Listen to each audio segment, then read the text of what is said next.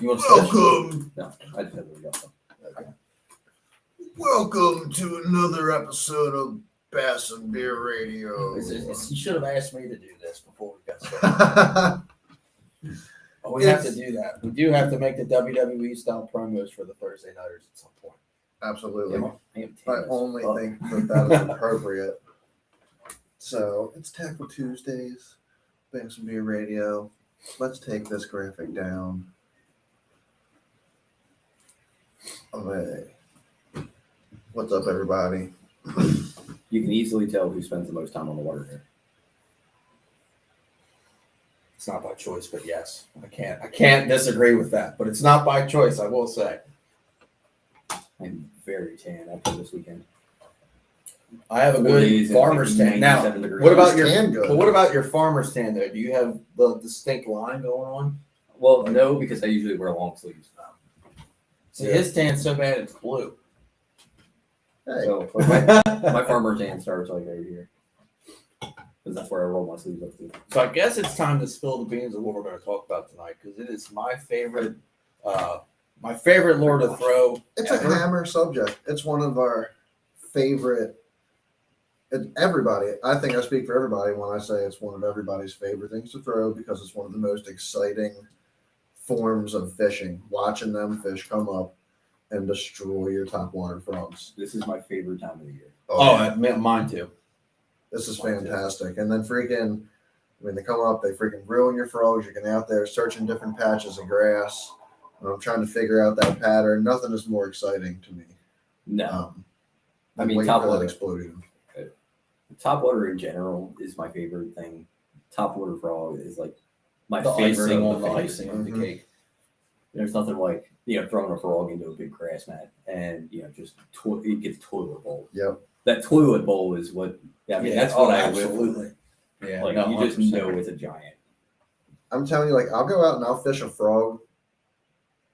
First, it doesn't matter how long I'm out there. I'll get a wake on it. I'll get a fish to wake it. I'll throw a frog on top of something in a grass mat and I'll scare it. And for the rest of the night, I'm throwing a frog. Just because that happened. So this time of year, I don't even need that. I literally will go out, especially on the home water. I will go out and only throw frogs. Mm-hmm. I was out tonight. I only threw frogs tonight. I never. That's not true. I did throw a swing jig a little bit. I throw a whopper for a couple minutes, but the whole idea going out tonight was I'm just throwing frogs, and that's what I do a lot. This time of year, because there's not a lot of things that you can fish in the grass. The grass is matted up. It's thick. It's on the surface. There's not a lot of things you can fish in there. You can't throw a chatterbait through it. We have a lot of eelgrass around here. Mm-hmm. You just cannot get. There's only a couple baits that you can get through it. And it seems like eelgrass is just they eat it better in eelgrass, at least where we're fishing. Maybe because eelgrass is everywhere, but I think they can get to it better.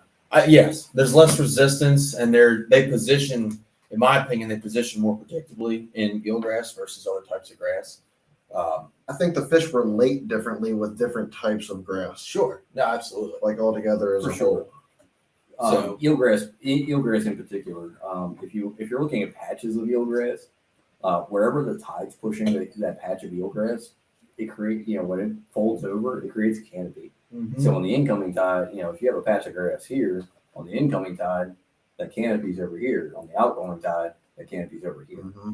And it always creates a canopy because of the way it grows. It goes straight up and folds over.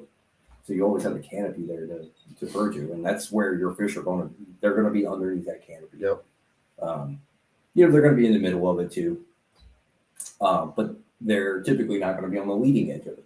Mm-hmm. They're typically either going to be on the back edge of it, or they're going to be in the middle of it. They're not going to be on that leading edge.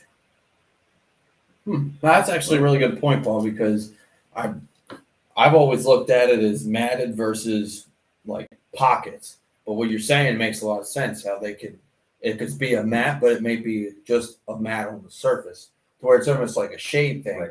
It's like if you're trying to get in the shade in the summertime, you're not going to go run around and sit down in the thicket. You're going to sit under a tree that's where you got a little bit of room, but you still have the shade and cover too. Makes a lot of sense. They can move around. It's a good place to ambush bait. So when they're sitting there under that mat like that, they can just start out, off the edges. And then they still have that overhead cover. And this time of year, shade it's so important. I mean, the water's hot. Very hot. The water tonight, on the gunpowder was 83 degrees, which is actually a little cooler. Yeah, I was gonna say it was like in the mid to high 80s last week. That little bit of cool weather that we got last night really cooled the water down. I didn't fish a Thursday nighter last week, but I heard it was 90-degree water temperature. Yes, no, it wasn't. Mhm. Absolutely. It's hot So- tub water. When you have 90-degree surface temperature, anytime there's shade, it's going to be a couple degrees cooler. Right.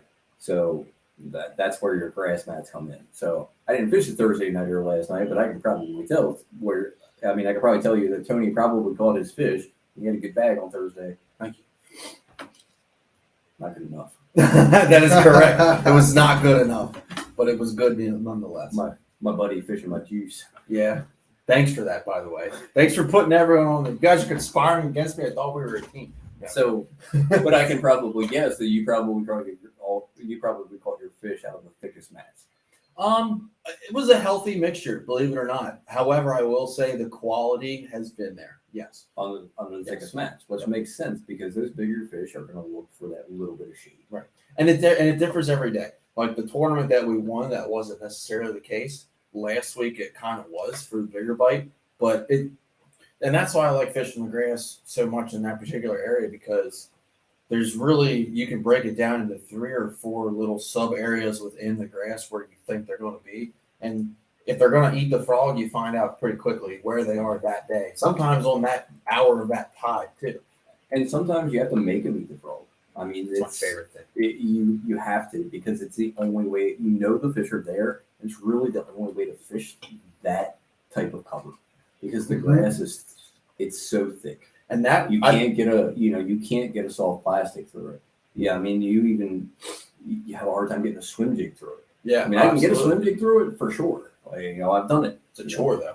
But it's not as efficient as fishing a frog. Right.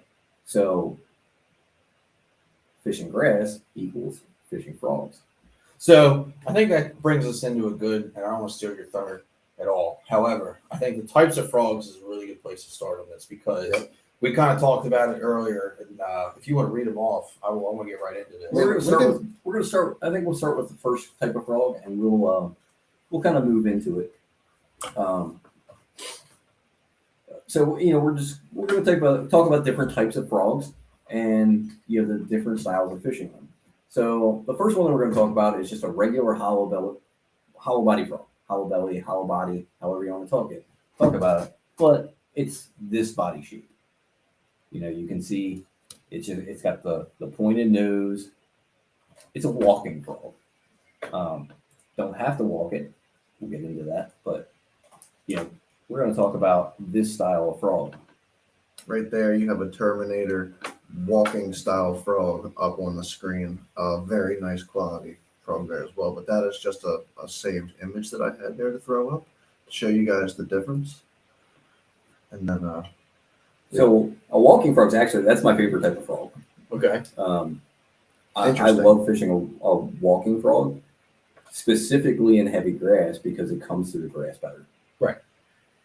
And it's made to walk. So if you're familiar with, walking like a Zara spook, Similar type of thing. It's a similar type of thing. You've got that back and forth coming through the water, which is really hard to do in grass.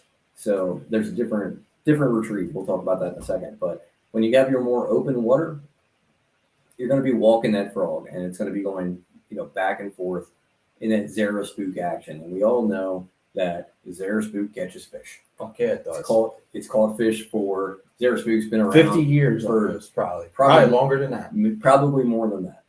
I can't remember exactly when the Zara spook first came out, but I know that it was early in I believe in the 60s.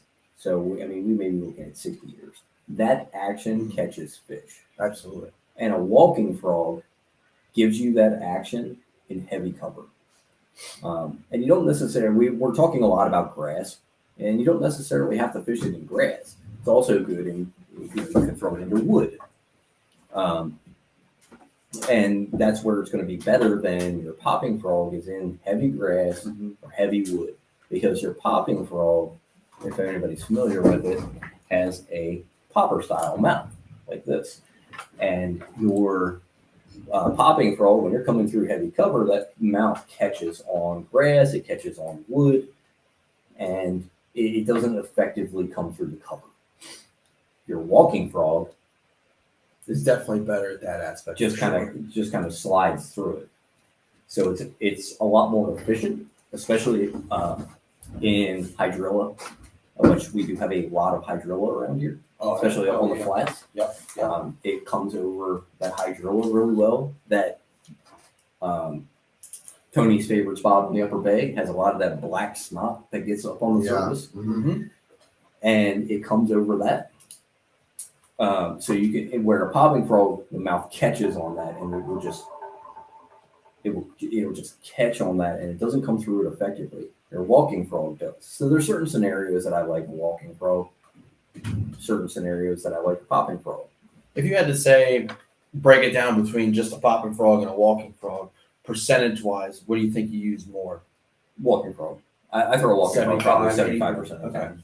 See, I'm the opposite. I'm probably more like 80 to 90% of the popping frog. So we'll get to that when we talk about popping frogs, but I'll give you a reason why that works better and why I throw a popping frog. Well, I'm glad that you're here, because I definitely have noticed that over the last couple of years, since I really started throwing a frog a lot, it's almost always a popping frog. And I guess it's a confidence thing, but and we'll get to it. But in my opinion, other than the super heavy cover, and other than those instances where you're really tight and really trying to get it in and out of places, I don't feel like I can do anything with a walking frog that I can't do with a popping frog. I can still walk That's a a good popping point. You frog. can walk a popping frog. So Some popping frogs are even easier to walk than some walking frogs. almost all popping frogs are easier to walk than walking frogs. Yeah. The difference is the action. So you have a lot more disturbance on the water. The popping frog. Yeah, popping frog. That's what So I like. popping frog, the reason that I believe you catch more fish on a popping frog is the type of water that we fish. Mhm. Our water is never really clear. Right. Which makes a lot of sense. It also works better in, if you're fishing in thick grass and you're throwing it into openings in that Calls them thick out. grass. Exactly. More It- ruckus, more more ruckus water calls displacement. them out. Yep. I I think what I really like about the popping frog, and I guess we'll kind of move on to it, but like when I throw the popping frog, and that's one of the reasons I really like the Terminators, is I can aggressive as shit pop that frog, and that frog doesn't move that far. So before we get into that, I just want to mention the types of scenarios that I throw a walking frog. It's slick calm. It's going to be slick calm out. I'm not really going to throw a walking frog if it's windy. If it's windy and there's some chop on the water, Yep. I'm not going to throw a walking frog because it gets lost. Yep, it's hard to walk it when you get So a big you're old bow in your line. Exactly. And I mean, that doesn't really, that's just boat positioning to be able to fish correctly. But the action gets lost in the wind. You have that ripple on the water and it just gets lost. Right. So I'm fishing it in slick, calm, clear water. So when you get in this late summer on the flats, and that water is crystal clear, and there's no wind out, it's 90 degrees outside. A walking frog, one, it has a more subtle action, which is good when it's hot and they're lethargic, and two, I can keep a walking frog in almost the same spot Right. as I'm working it. So you're not moving it 6 inches at a time like you are with a popping frog. Right. Now, again, you can walk a popping frog, but different story. But some walking frogs that I fish, one of the reaction invasion swamp donkey. It's my favorite walking frog. I can keep it in almost the exact same spot and just kick it back and forth. And it'll move a half an inch forward. I mean, it's barely moving. It's just going back and forth, pretty much staying in the same spot, which really, that really helps in the heat, in the late summer, when those bass are lethargic because the water temperature is hot. just like in the wintertime when the metabolism slows down, when it gets too hot, the metabolism slows down. Right. So you got to keep that bait in The strike in the zone. strike zone as long as possible. Mhm. And your walking frog is a little bit better than that. So those are kind of the scenarios that I throw a walking frog, clean water, slick calm. Yep.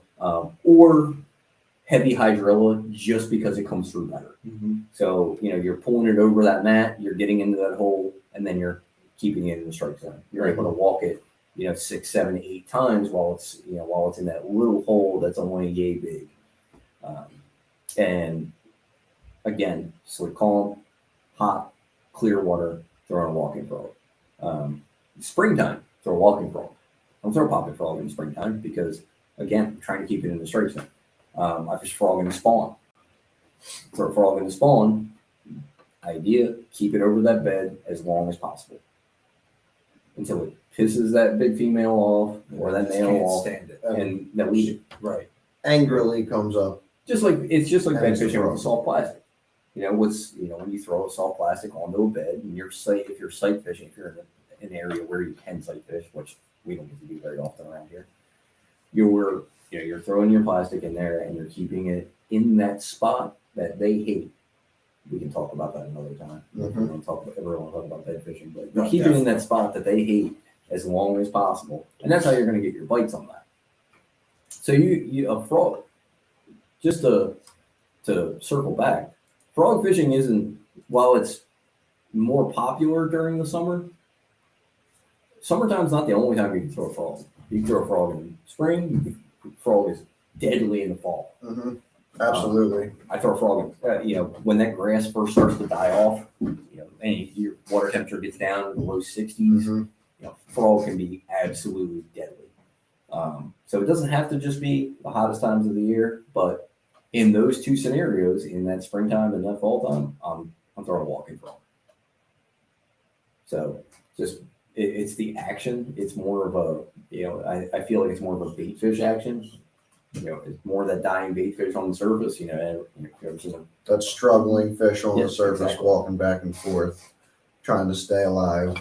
Entices that different strike too. Whereas, if you're just taking the frog and just kind of blowing it right across its face, sometimes it's not sitting in the zone long enough to entice that strike. So obviously having a different type of frog to sit in that zone is very important. And I guess that's where our walking frogs come into play a lot of times. Right. And the other way that just to mention this real quick, I did mention earlier that there's two ways that you can fish a walking frog. You can walk it, and it goes back. For back and forth action. You can also pump it, Mhm. and it'll just go up and down. You mean like you would pop it like a popping frog, or was it light? So if you walk Light ticks. when you have to walk a frog, you have to keep a little slack in your line. Sure. And you're twitching the slack. Right. If you tighten that line up and just pump your rod, the frog will the head of the frog will just pump toward you. It won't go side to side because you have it on a tight line. There's no way for it to go side to side. So it'll just pump toward you, which can be really effective on grass mats in the fall. I fish it that way in the fall a lot on when the hydrilla when the hydrilla cuts loose and you get those mats that blow into the bank. You're gonna fish it like that because you can comes through the hydrilla better than a popping frog. Popping frog's just not gonna work. But that walking frog, you'll just rock it back and forth over top that mat, and it pulls through the mat, causes disturbance, and they eat it. I think it makes a much more erratic action, almost like the frog is just trying to kick really fast and get away from an area. It's kind of like that. Well, I mean, The I way think that I everybody- like to utilize it is kind of like the frog. The frog moves. I'll do like 3 pumps on it Real and fast. just chop it 3 times Do. real quick. Yeah, exactly. I do that a lot. And too. it just I do that kinda- and then pause it. and then pause it. Do-do-do. And that kind of it's like the frog kind of scurrying for a second. Stop it. I mean, you see Scurrying how for a second, aggressive I fish a and popping then frog. stop it. I mean, it's like constantly like it's like I mean, hitting a drum. It depends on when you're fishing. Well, this time of year, which is when I primarily throw it. But yeah, I mean, it's like I've also been next to you on the flats when you were twitching that frog like once every 2 minutes. Yeah, that's true. That is true. That's very true. So that's walking. So that's our first type of frog. It's a walking frog, and a couple different ways that you can fish it. And there's really kind of specific scenarios that I throw it: heavy cover, clear water, calm water, and when you really need clear water, that was the other one that I wanted to mention there. When you want a little more subtle action, because there may be a finicky bite, or you may have to get that frog through heavy cover. Before we move on, just one quick question, and I asked this because a bunch of companies, I know Terminator last year came out with one, but there's been a lot of companies that have been making very small walking frogs.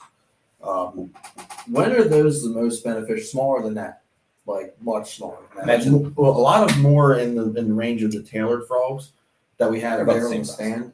So so your small frogs in general, frogs do not imitate frogs. They imitate shad or whatever the bait forage is. They're imitating bluegills. Mhm. When we're fishing them in grass mats, you're imitating more of a bluegill.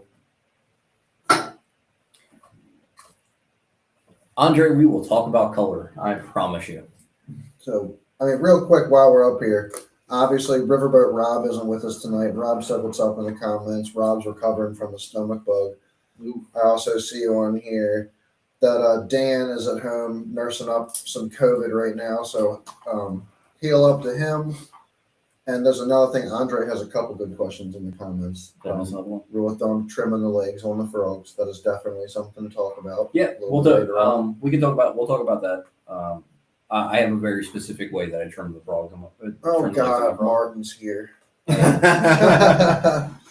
And doesn't know how to fish. I learned it from frogs, Dean Rojas, so I'm pretty sure it's a good method. Yeah, it's probably- he knows a thing or two about fishing frogs.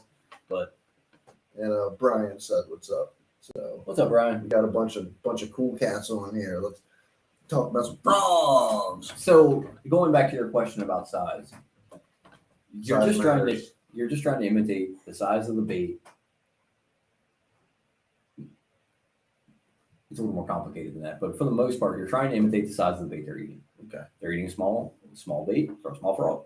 They're eating big bait, throw a big frog.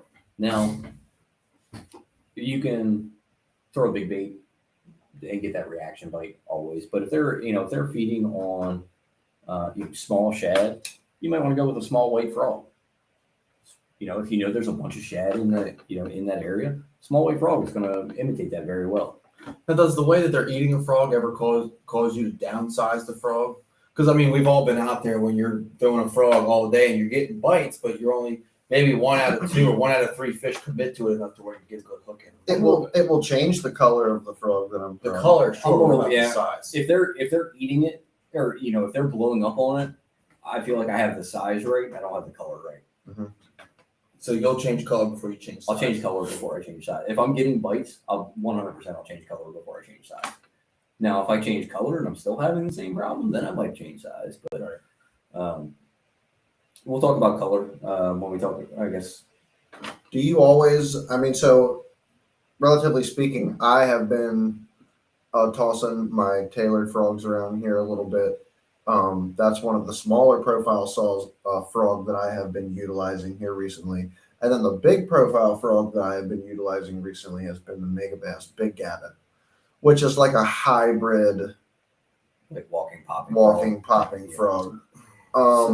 Which is yeah, you do. No, I don't. Which yeah, you do. thing Which with is a whole nother So the thing with thing throwing, we'll talk about later on. But do you start out throwing a smaller profile, or are you going to start out throwing a bigger profile? I usually start out with my confidence bait, Right. and that's the best advice I can give everyone. Like, what frog have you caught the most fish on? We're not talking about Buzzbait, Brian. Don't tell Brian anything. Fishes with Tom. So we will get into this. So Brian, remember your question because we will get into that. So- when we go further into this discussion. Kind of, not directly, but we'll talk about As that. far as like throwing a bait, I usually start with you start with your confidence bait. Start with the frog that you caught the most fish on. Terminator. All right. Here You we know, go. Tony fishes a Terminator popping frog. Mhm. 99% of the time. You know, that's his confidence bait. Yep. Mine, reaction innovation swamp donkey. That's first. If I'm going to frog fish, that's first bait that I have tied on. You know, Chad's might be something different. I know what it is. I just don't want to say anything. My confidence frog has always been the K era. I thought it was the Guggen frog. Yes, it is actually the Guggen frog. His confidence frog, which, if you notice, is a smaller frog. But that's what he has confidence in. It might not be the thing to throw immediately, but it's where you start.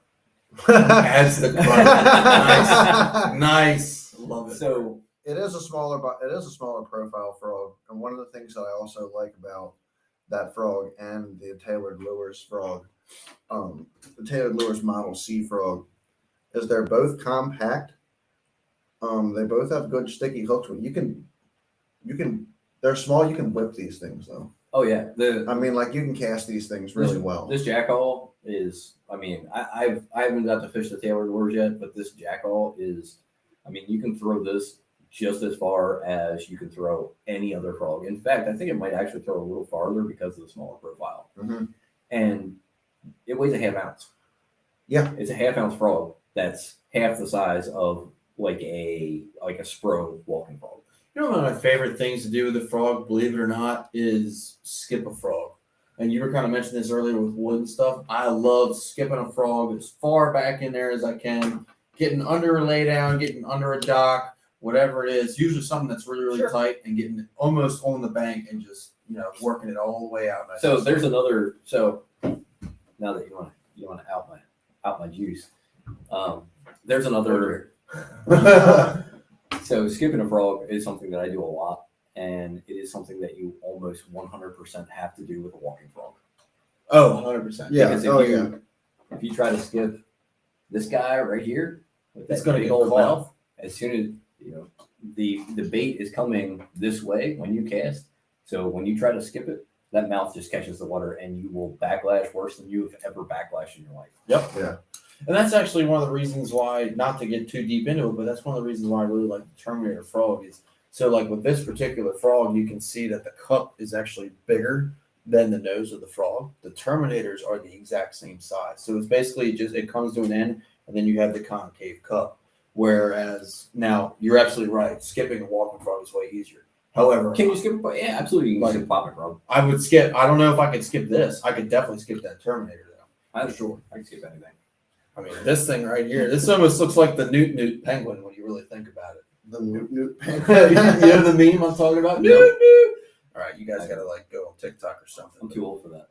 And I'm on TikTok all the time. So. Martin, does this not look like the Newt penguin? Martin's well versed in memes. He knows this stuff. But anyway, So, yep. Rob, you're exactly right. Short strikes, I change color. If they're short striking, if they're not getting that frog, 100% of the time. see, if they're I change short color. striking, I'll take the frog off and go with a treble hook bait. Well, if In we're the fishing grass. grass, you can't do that. Yeah, it's So what do true. you do when you're Give up. Follow ups. Honestly, toads are actually Andre asking about horny toads and noisy flappers. We're going to talk about toads. yes, we are. That is one of the categories that we're going to talk about. So, can you scroll up in the comments? I want to see Andre's previous question because I couldn't remember what it is. How do you determine the color? Okay, Color. that's a good question. That's a very good question. So And there's two good answers to this. I'll let you go through it first. there's two reasons to select a color: visibility and forage. So if it's low light conditions, I'm throwing a black frog Mm-hmm. because it's more visible, or at least that's what I'm starting with Because they matter. Contrast. because of the contrast. Yeah. If I know they're eating shad, I'm throwing a white frog. Yep. If they're eating bluegills, I'm throwing something bluegill colored. You know, you want to match the forage. You match the color of your frog to the forage that they're feeding on. So that's one, and then the other is contrast. You know, whites and blacks. You know, the most contrast. So that's the two ways that you select your color. And then you have your regional colors. Red is a really good color on the Upper Bay. Yep. You know, I'll throw that out there. You know, it's not really a secret. Most people know about that, but Upper Bay and Potomac, red's a really good color. All Has- year. Especially on the Potomac, red's a really good color. Has to do with forage. Especially on the Potomac, there's a lot of crayfish in the grass, and they are. If you go down there in the dead of summer in like August, and you'll see the crayfish on the top of the grass mats, they are bright red, and so forage. So you're throwing a red frog. Yeah, brown. And when I say red frog, we're talking like reddish brown. Mhm. It's not like a bright red Yeah, frog, like you would throw in spring. It's not like your viper color that you would throw in the springtime, Right. On a crankbait or something like that. Right. But It's not a chili crawl. It's not a fire crawl either. It's like a it's not dark fire reddish crawl. brown, It's a reddish brown. clay kind of color, almost something like that. And almost every manufacturer makes a color like that. The two best ones that I've seen personally, Terminator. Terminator makes a really good red frog. Yep. Caught a lot of fish on that. That's my favorite. And Spro. And I've caught so many fish on a red Spro. It's called colored Spro. It's called natural red. And in Terminator, it is. I can't remember. You remember what it's called? The exact color. It's oh, damn it! No, I can't. Cocoa Camo. That's right. Yep, that's it. It's called Cocoa Camo. That is correct. Rob understands. And that is so. Since we're spilling the juice, that's definitely my go-to frog. Is the Terminator Cocoa Camo popping frog is the deal. And one of my go-to popping frog is a natural red spur popping frog. Mm-hmm. Yeah, right. So it just catches fish. Yep. No, it does. But I will say there's times where it, for whatever reason, doesn't work.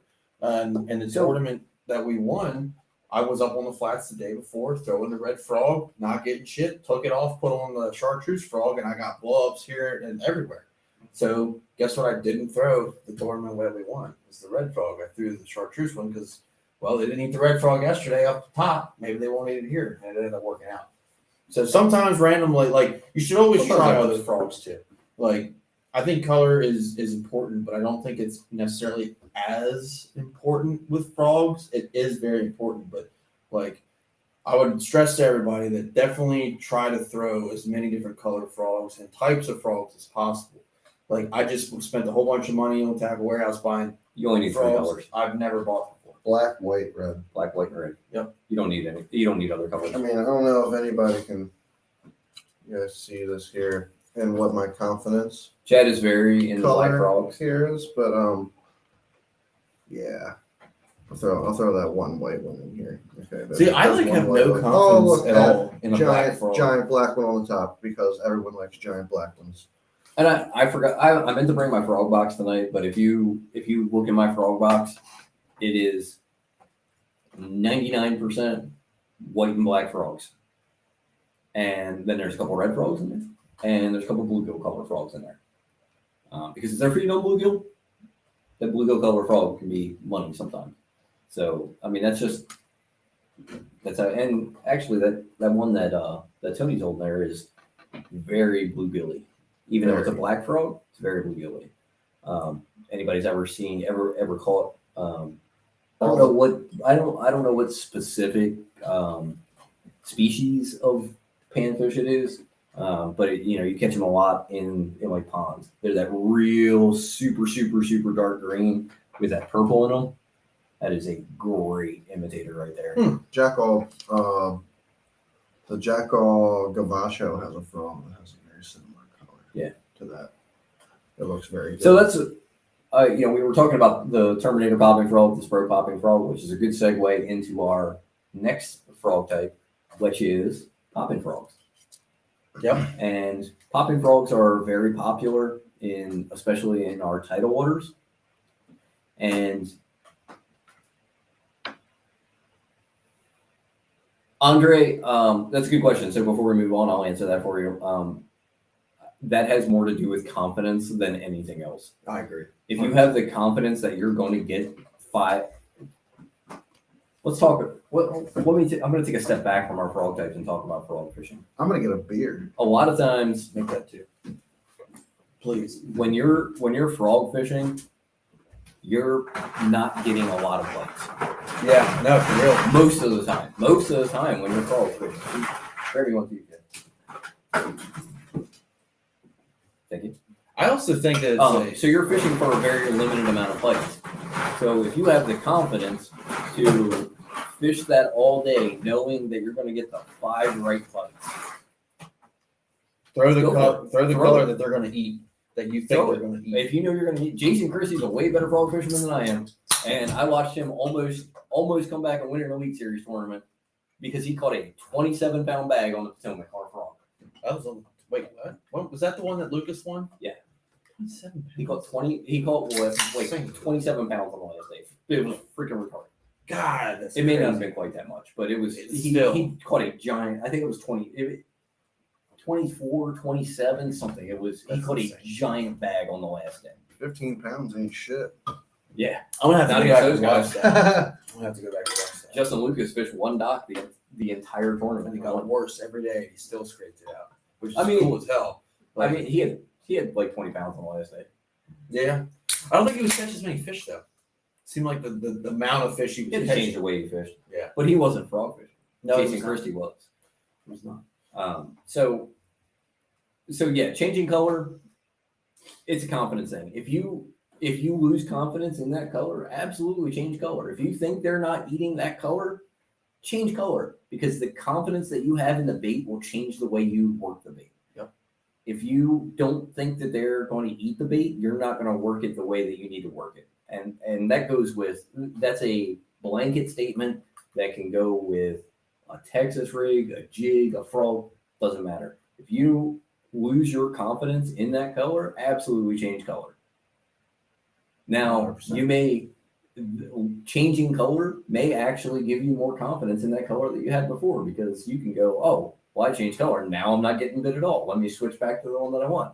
And you go back to fishing it. It kind of helps you build your confidence if you don't get bit on that other color. 100%. And I will die on this hill. Confidence in what you're fishing is the most important thing in fishing. If you don't have confidence that the bait you're throwing is going to catch fish, you will not catch fish. Yeah, no, I agree. And whether the confidence is based on experience or whether the confidence is based on, I saw this on Wire to Fish, I'm going to go up somewhere and throw it and like be excited about it. Like that's still a level of confidence, I think. But at the risk of getting off topic, I want to stay on the popping frogs here. So popping frogs. I absolutely live and die by popping frogs 90% of the time, if not more. And the reason why, and Paul's kind of mentioned a little bit too, is I feel like I have the ability to make them eat a popping frog better than a walking frog for the sole reason of I can call those fish out. Surely. So especially in eelgrass, I feel because you're absolutely correct when you say Matt's a walking frog is better. 100% agree with you. However, I would argue that when it comes to eelgrass, that mat might be thick, but it's not quite as dense.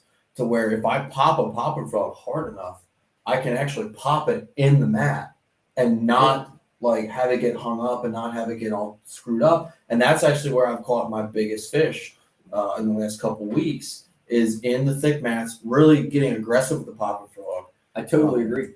And it's totally like you said, a confidence thing. If you have thick mats, sometimes the walking frog just doesn't create enough disturbance for the bass to find it, and that's when you switch to your popping frog when you want to create more disturbance. So let's start out. We talked about the types of conditions that you throw a walking frog. What are the types of conditions that you throw a popping frog? You throw a popping frog when A little you bit have of wind. a little bit of wind, where there's some chop on the water, where you can create more disturbance. A thicker mat like of your, hey, that's great. That's the Conowingo frog. That's awesome. That is a Conowingo. That's a 6-pounder out of Conowingo on a frog. Yeah, that's pretty cool. That was a huge fish.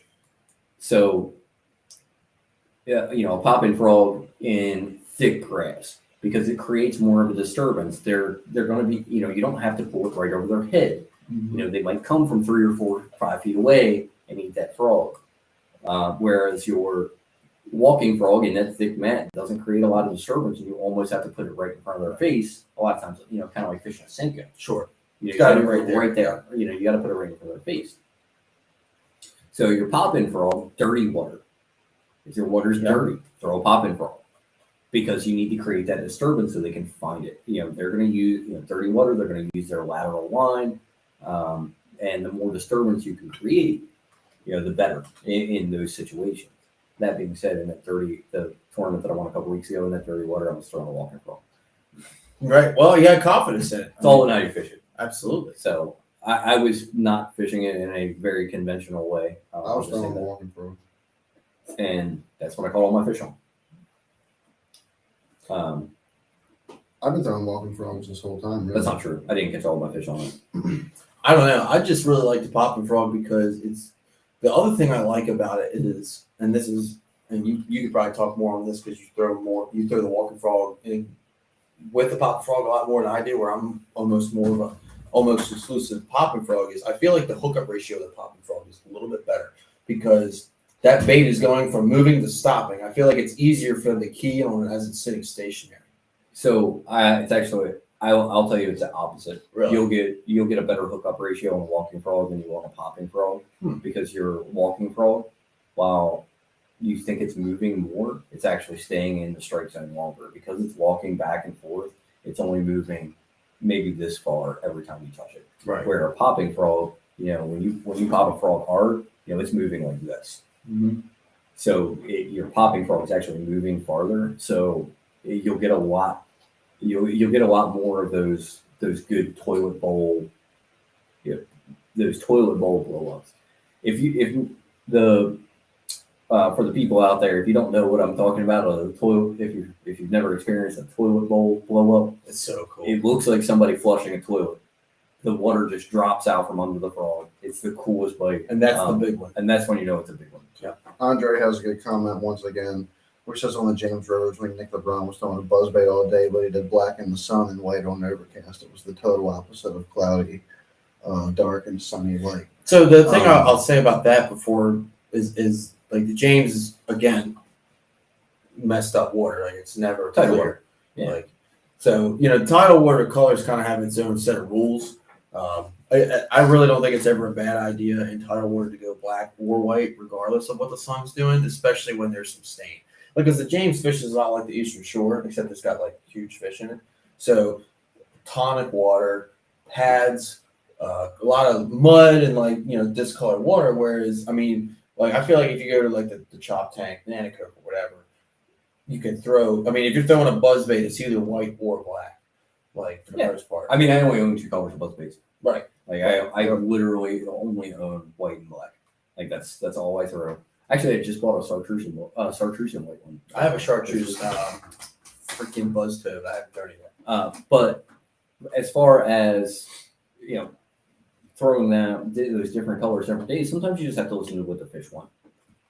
And you can read every Bassmaster magazine, and you can read every article in every magazine, watch every YouTube video, and listen to everything they say, and the fish just don't cooperate. Yep. Sometimes they just want something different.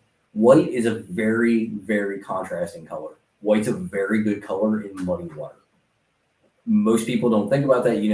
Most people think, oh, well, it's white is a very good color all the time. You think muddy water, oh, I need to throw black and blue. I need to throw these dark colors. Throw white spinnerbait. Yep. Or white buzzbait. That's exactly what I was going to say. I was like, look at how many people are still throwing a white spinnerbait from the day they get on the water to the day they get off the water. Somebody's got a white spinnerbait. Yep. I want to get to the. I ain't gonna lie. I only throw one color spinnerbait. I throw chartreuse white spinnerbait, and that's what I throw all the time. Yeah. Unless I'm in super clear water. Mm-hmm. Yeah. I want to get to Jake Martin's comment because Mark Jayton. So what else? Jarton. Before we go forward here, what else do we want to do about popping frogs? I think we've kind of hit a lot of it. So popping frogs. The one thing that I do want to mention, and Tony touched on it a little bit earlier when we were talking about walking frogs, is you don't have to pop a popping frog. That is true. You can walk it. And if you're learning how to walk a frog, a popping frog is actually easier to walk than a walking frog. So if you're just getting into frog fishing and you want to learn how to walk a frog, I will tell you the easiest, not the best walking, but the easiest frog to walk is a Booyah popping pad crasher.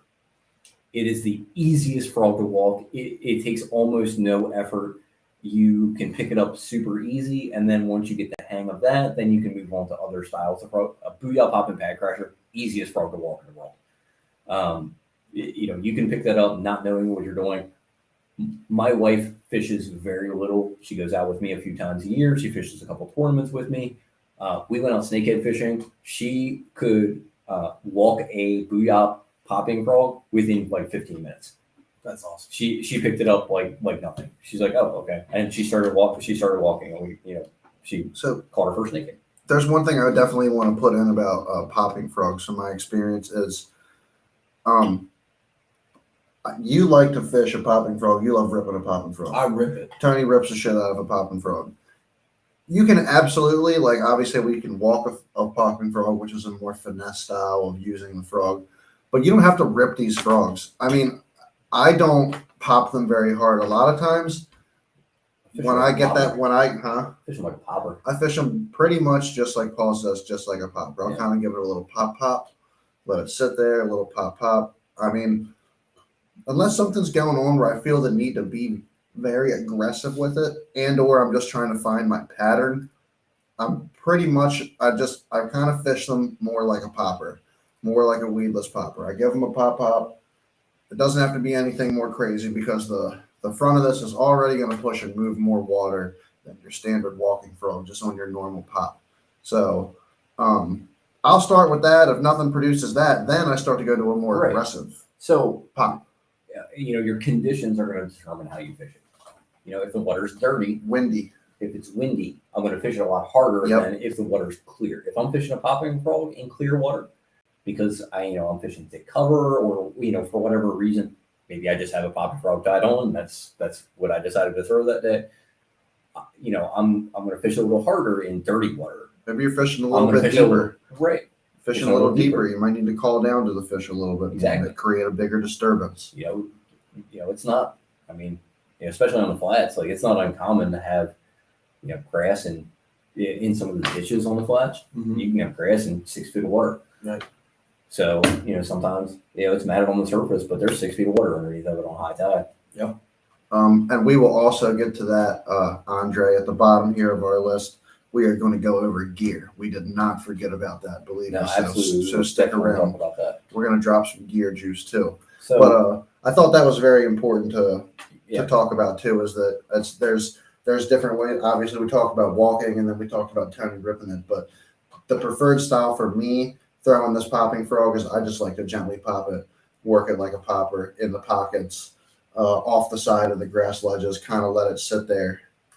And that's my preferred style. Don't forget to change your retrieve while you're out there fishing. Don't just stay in the same. If you're not getting bit in retrieving in a certain way, before you change the frog, change your receive. That goes back to short strikes as well. When we talked about changing color with short strikes, even before I change color, I might change my retrieve. Mm-hmm. I might need a faster retrieve. I might need a slower retrieve. Might be popping it too fast and pulling it away from their strike. Think about jerkbait fishing. Jerkbait fishing in the wintertime.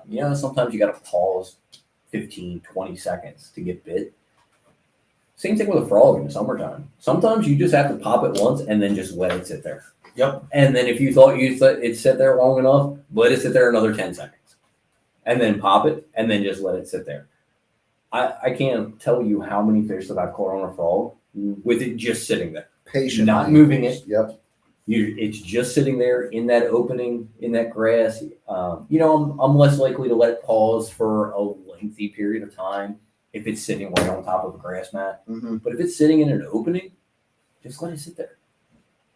I've caught so many fish on a frog by just letting it sit in that opening and just letting it sit there. Because even though you're not moving it, these tails, these rubber tails, They're moving around. They're spreading out. They're going to spread out. The current's going to move them. I've been caught sleeping checking my phone a ton of times. Oh, yeah. You're checking your phone. It sucks it right down. Yep. Go on. So, do you have anything else about popping frogs, Tony? I kind of don't. I think we've kind of hit it. I would just stress that the popping frog for me is very versatile because, you've heard the different types of retrieves, like I rip the shit out of it most of the time. Like it's I'm serious. It's like hitting the drum. Like one of the best way, and this goes for all top water, but Cliff Sanders, who we had on the show a long time ago, one of the things that he told me to do is when you're trying to really figure out what they want in terms of top water, if you have a Bluetooth speaker, put on rap music, work it to the beat, figure out what they want, and then once you get a beat down that they want, you just stick with it. You put the song on repeat, whatever you got to do. See, that's like the opposite of how I fish anything, because I never get into a pattern of how I work something. Yeah. Nature doesn't work on patterns. Yeah. So nothing moves in. It's gonna move in. Right. And. Right. Watch a dying minnow on the surface. There's zero pattern to that. It doesn't move the same way. I do the same thing when I'm fishing walking baits. If I'm fishing like a spook or something like that, I'm never fishing it. Very rarely anyway am I fishing in a steady cadence. Buzzbaits are the same way. I don't fish it. I do a lot. We'll talk about that at some point. So Rob asked me, I guess they're talking about the line size, 15 pounds. I mean, I'm 65. If I'm throwing braid, we'll talk about gear. gear. We'll get to gear. We'll get to gear. Now, if we scroll up a little bit, Jake has a really good question. And God damn it, because I've seen 3 comments on this already. I'm just going to talk about it. I talked to you guys about it, but everyone kind of already spilled the juice on it. So what is the deal with these hollow body frogs that have these rubber spinners on? Okay. What is the deal with that? I can tell you right now. How are we going to classify it? So that's, I put those in the other category. Buzz toes. That's not a buzz toad, because not a a buzz toad. toad is that. So I throw that into it's still a hollow body, but I just kind of throw it into an other category because you have so many different ones. You have the Teckle Maracker, you have the Teckle Sprinker, you have there's another Teckle that I can't think of the name of off the top of my head, but like one's got. One's got 2 blades for feet, one's got a single blade, one's got paddle tail like a whopper plopper that pops on the surface. There's all kinds of crazy stuff. Dude, Warren Taylor has some pretty sweet frogs that do that. Right there. So you see how it's got the 2 blades on the back, and you can steady reel that, and those 2 blades will just on the surface, almost like a if you're familiar with toads, which we're going to talk about shortly. Your toads, they make that kind of like plopping on the surface. Those blades will do the same thing. And then you have that plopper style, which is kind of like a combination of a whopper plopper and a frog. So it's like a whopper plopper that you can throw in heavy cover. And we all know whopper ploppers catch fish.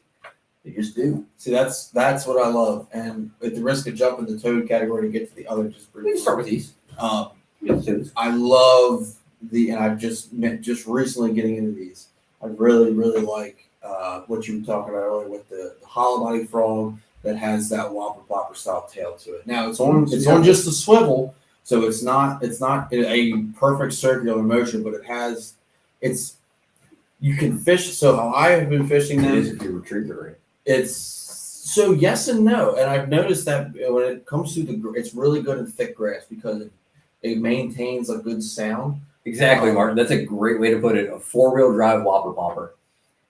Shit, it's a whopper plopper. Really good. Yeah, it's a whopper plopper that'll come through anything. Okay, all right. So I love that thing right now. I really do, and I got onto it when I was practicing for one of the Thursday nighters. I ran way the hell away just to try to find something far away, and wind kicked up. It was nasty. I threw the popping frog, and I threw it this way. The frog ends up over there, and there's a bone line. I can't pop the frog. I'm like, well, I don't want to put buzzbait here because there's too much grass. Take it through the tackle box, and I got this weird looking frog with a boot tail on it. I'm like, well, I've never thrown this. Just first cast. I'm like, oh, hold on a minute. Kept throwing it. Just catching them. Not a lot of giants, but catching fish. And I'm like, wow, this is cool. So, I started throwing it a little bit more, started really keying in where it's good in terms of conditions. So that's that's a good point. So it kind of comes into that's where it crosses the line with toads. The fish need to want a moving bait. Absolutely. There are times when a popping frog, you're popping, it pauses. That's the kind of retrieve they want. You have a walking frog. You're walking it, you're pausing it, it's staying in the strike zone longer. Sometimes they just want a moving bait. They want a toad. The toad runner, I think it is by Booyah. The Teckle Sprinker. It's a winding bait. You're not working it. It's really just a winding bait. A lot like a whopper flopper. It's that burning bait for the grass. Yeah. It's the burning bait for the grass. So, And I won't say burning because my success with them has been really as slow as you can just to getting get that tail to thump. yep. Just get Same way that I fish a toad. But you I are only not- fish a toad fast enough to get the legs. You are not fishing the frog like you would fish a conventional frog. No, you're fishing it's a hollow body frog that you fish like a toad. Yeah. So I've started throwing those, specifically the toad runner and the other boobtail frogs, in situations where I would like to throw a buzzbait based on the wind and the light conditions, but I can't because of the grass. And that's where I found tremendous success with it. And it's kind of addicting. And I will say that the fish that I had the hookup ratio so far, and I have to kind of play with it with how I've been retrieving it and things like that, hasn't been the greatest. But the caveat to that is almost every fish that bites this damn thing comes out of the water for it. I mean, clear out of the water. I will say that that's just the nature of fishing on moving bait in grass. They're going to miss it a lot. Yeah. And that's one of the downfalls to a bait like that is you may get a lot of bites, but you miss a lot of them because it's a moving bait. If you're fishing it in thick grass, they're going to miss it because they can't really see it. They can just kind of see some disturbance on the surface, so they miss it. It happens. So you might get more bites, but less hookup ratio. Where with your popping frog or your walking frog, you might get less bites, but your hookup ratio is a little bit better. Right. So slow over submerged graph, Martin. That's my my main retrieve on those style baits is just fishing it just nice and slow over semi-submerged grass. So like when that grass is like a half inch below the surface, because I can't throw a whopper plopper over it because the hooks are going to grab that, but I can throw that Teckle frog in there, and I can get that same whopper plopper style action. If I want to throw that style of bait, I will say, I may throw other bait, but just on the topic of the Teckle, if the Teckle is your confidence frog, do not go out there with no replacement tails or no extra frogs because you'll lose that back tail and then your confidence bait just became useless all of a sudden. So I will definitely grab some of those spare tails if that is one of your confidence things. Life hack: if you don't have any spare tails for it, take a 4.8 Kitech and cut the tail off and use the tail. Okay. Works almost the same. So that's interesting because on the Booyah model, it's not really like a screw in. It's just you have the tail. So that's the difference between the Booyah and the Teckle. So the Teckle is a soft plastic tail, so it's just rubber. Mm-hmm. The Booyah is a hard tail. Well, it's not hard, but it's not soft. You can't really. It's considered a hard tail. Right. It's but not you're like replacing it with this flexible. whole swivel. You know what I mean? Yeah. You're not just you can't really screw one on there. Once it's jacked, it's jacked. Yeah, as long as you still have the pin on your Teckle, you can take a swim bait. You can take a swim bait tail and throw a swim bait tail on it. You really don't need like a 4.8 Kitech. I've used that before because it's almost the same size tail.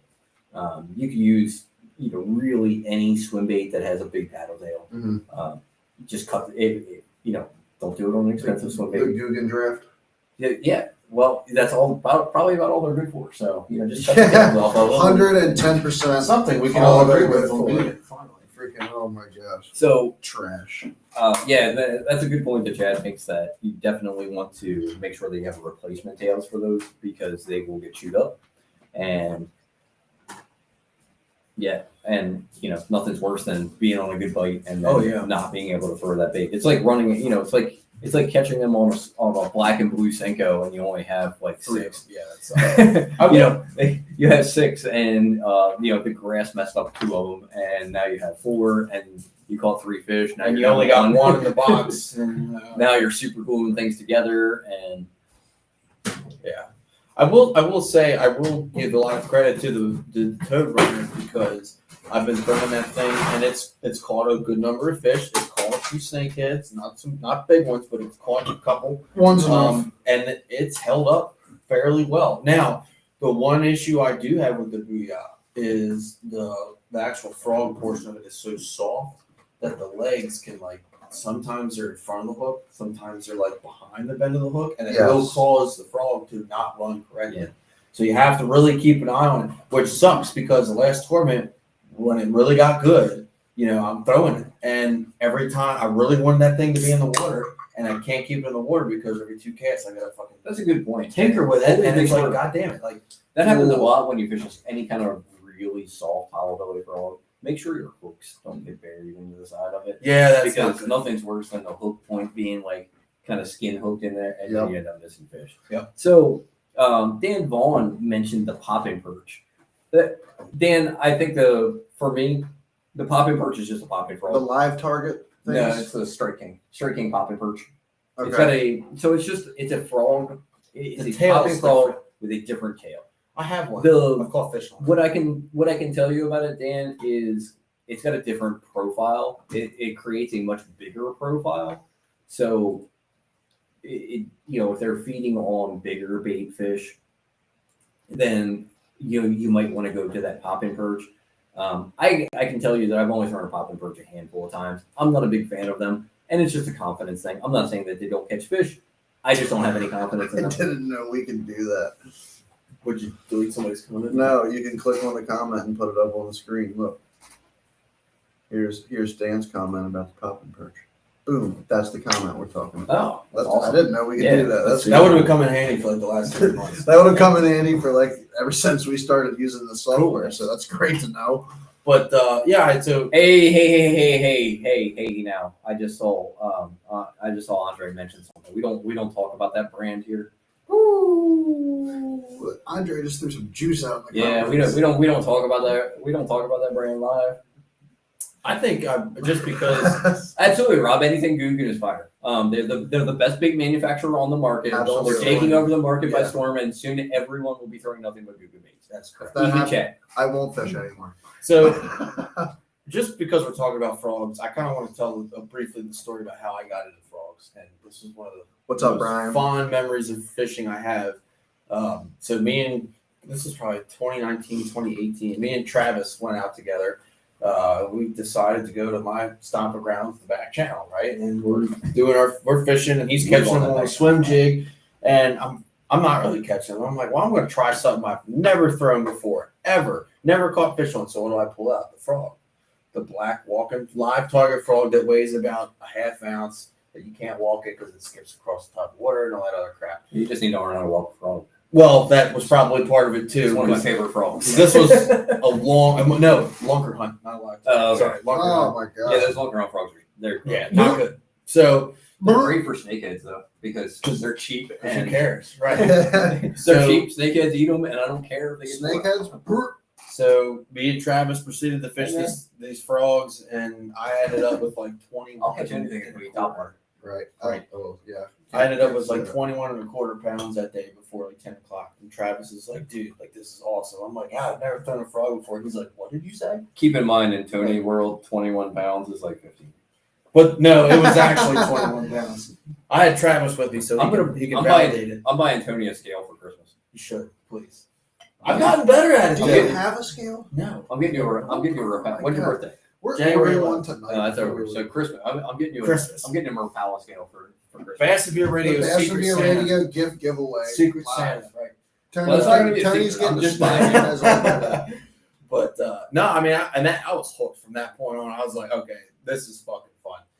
Yeah, Throwing this frog, this is awesome. And then I threw it for the rest of the year. I didn't do great with it, but I had a couple moments.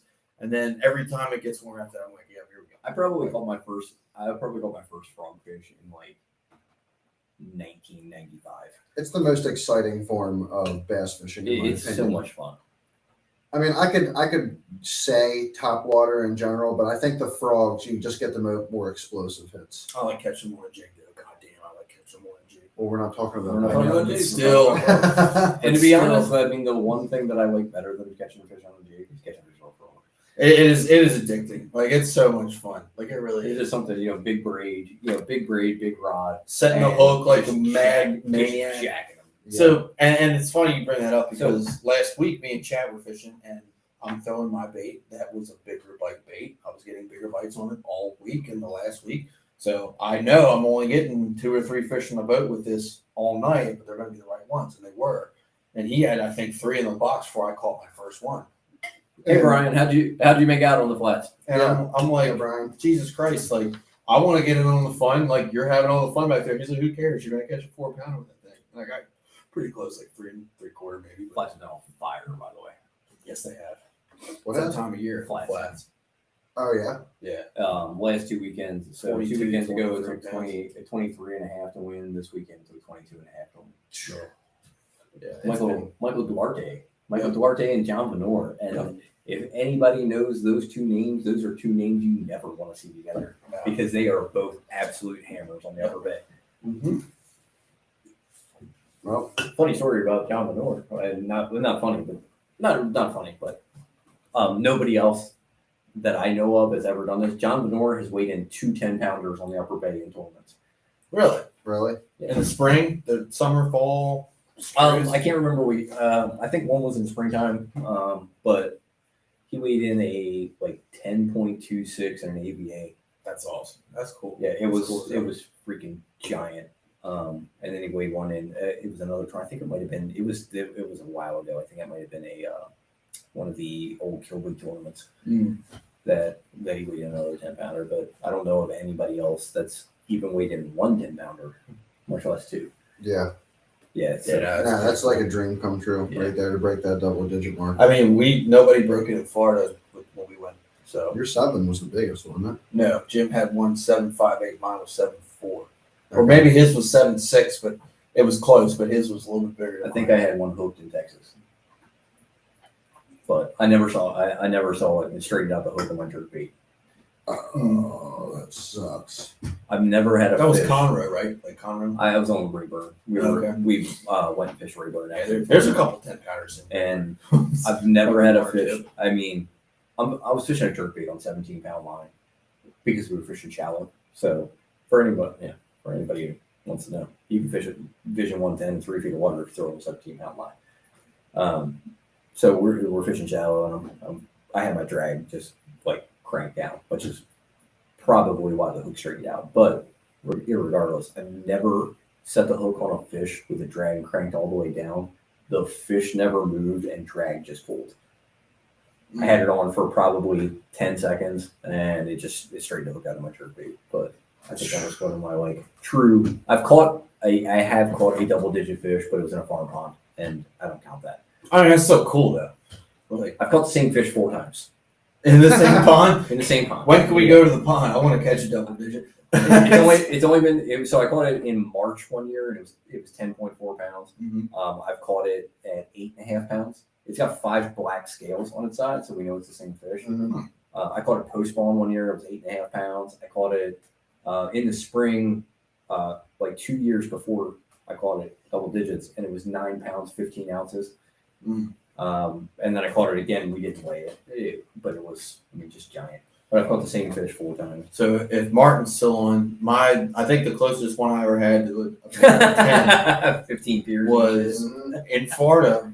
The cast after I caught the 7.58, I threw the Carolina rig back out and I set the hook, and similar thing, just set the hook, just swept, and as I swept, it was just zzz, and I'm like, oh, that didn't move at all. And then it just kept going. I'm like, holy shit! I just caught a 7.5 pounder. I'm like freaking out, and then it got there. He is. I knew he was going to say something. Martin was about 30 yards to the left of us. I wasn't my boat, so I didn't creep on somebody. Just letting everybody know I was on the back of the boat. You were. On the It happened to back be of an the boat. express boat. It was. So an I express won't boat. mention any names. It's cool as hell. So let's getting back on topic. We have one more category of frogs, The toads. and that's toads. So toads are your ribbit frogs, your horny toad. They have this type of shape. It's like chat. You know, you're using an extra wide gap hook. You're using a toad. Owner Beast Hook 6. You can use that. I use a so my toad hooks. I will not fish a single hook in a toad. I do not. I fish an owner hook. It's a screw lock hook specifically made for toads. Hard to make fun of you again. It's a screw lock hook. It's specifically made for toad fishing. It is a double hook. So you get 2 hooks instead of 1. I feel like you get a much better hookup ratio. Screw lock, made by owner. Don't fish the Stanley ones. They suck. They bend. They're good hooks, but they don't last long. There's nothing wrong with them. They just bend very easily. They're a little lighter wire than I like. The owner hooks are a very heavy wire hook, a lot like like heavy wire like those tailored lures. And the big saltwater hooks. They're not saltwater hooks. They're just big heavy wire, kind of like like the Gamakatsu Superline hooks, like a big heavy wire hook. They do not bend. I mean, you can catch it bend. I caught, I was throwing it tonight. I caught, 5 bass and a 7-pound snakehead on it. Hooks are perfectly fine. Like you use those double take hooks from Stanley. Yeah, that snakehead would have fucked those hooks up. But I use a double hook screw lock on all toads. Doesn't matter what kind of toad I'm fishing. I will not fish anything else. Well, this toad does not accept that. Sure will. Do you think it's come big enough? They make them in 6/0. Well, I might have to try that then, because I've been fishing this on a You just have to get it. Owner Beast 6. Essentially, well, all you got to do It's a big ass. you just need to get a long enough hook that it goes right here and it'll sit right next to the body. And I mean that the body of that isn't that much. It's pretty thick, so you need a pretty wide gap. Yeah. So Jake has a question. He says, "Do you think double hooks make the toad run true? Do you think that affects how it runs at all?" I don't, Jake. I've never really noticed it running. I think it makes it. I think it makes it turn a little better. I don't think it's that much of a difference. The only reason that I run the double hook is you get better hookups. 100% better hookups all the time. I rarely miss a fish on a toad. I did miss a couple tonight. They just weren't hit. I didn't miss them. They missed the toad. And that's toad fishing, because like we talked about earlier, when you're fishing a moving bait in grass and they come up, they're gonna miss the bait a lot. It sucks because the big ones like toads, So and a lot of times with a toad, what the size of the fish was based on the bite. There's nothing worse than you're throwing your bait and the toilet bowl happens right behind the toad. It's like, God damn. I will tell you. So from my experience fishing toads, the smaller the blow up, the bigger the fish. Really? It's interesting because with the it's like the toad runner, it's been the opposite. Like you can tell exactly what you got. For me, fishing toads, I fish ribbit frogs a lot. And it's like the small fish are just gonna absolutely slam it. And it's like the bigger fish, as you're kind of slowly reeling it across there, it just gets sucked down. So it's not really a big blow up, it's a smaller blow up, and they just kind of come up behind it and they just suck it in. Yep, exactly, Martin. They just come up and sip them. And that actually happened, and wasn't a toad, but that happened with me on Buzzbait last night. So last night I was throwing a Buzzbait, and I caught a fish. And, it just came up and hit Buzzbait, normal Buzzbait bite. And then I had, a couple minutes later, I had another one eat Buzzbait. And didn't disturb the water at all.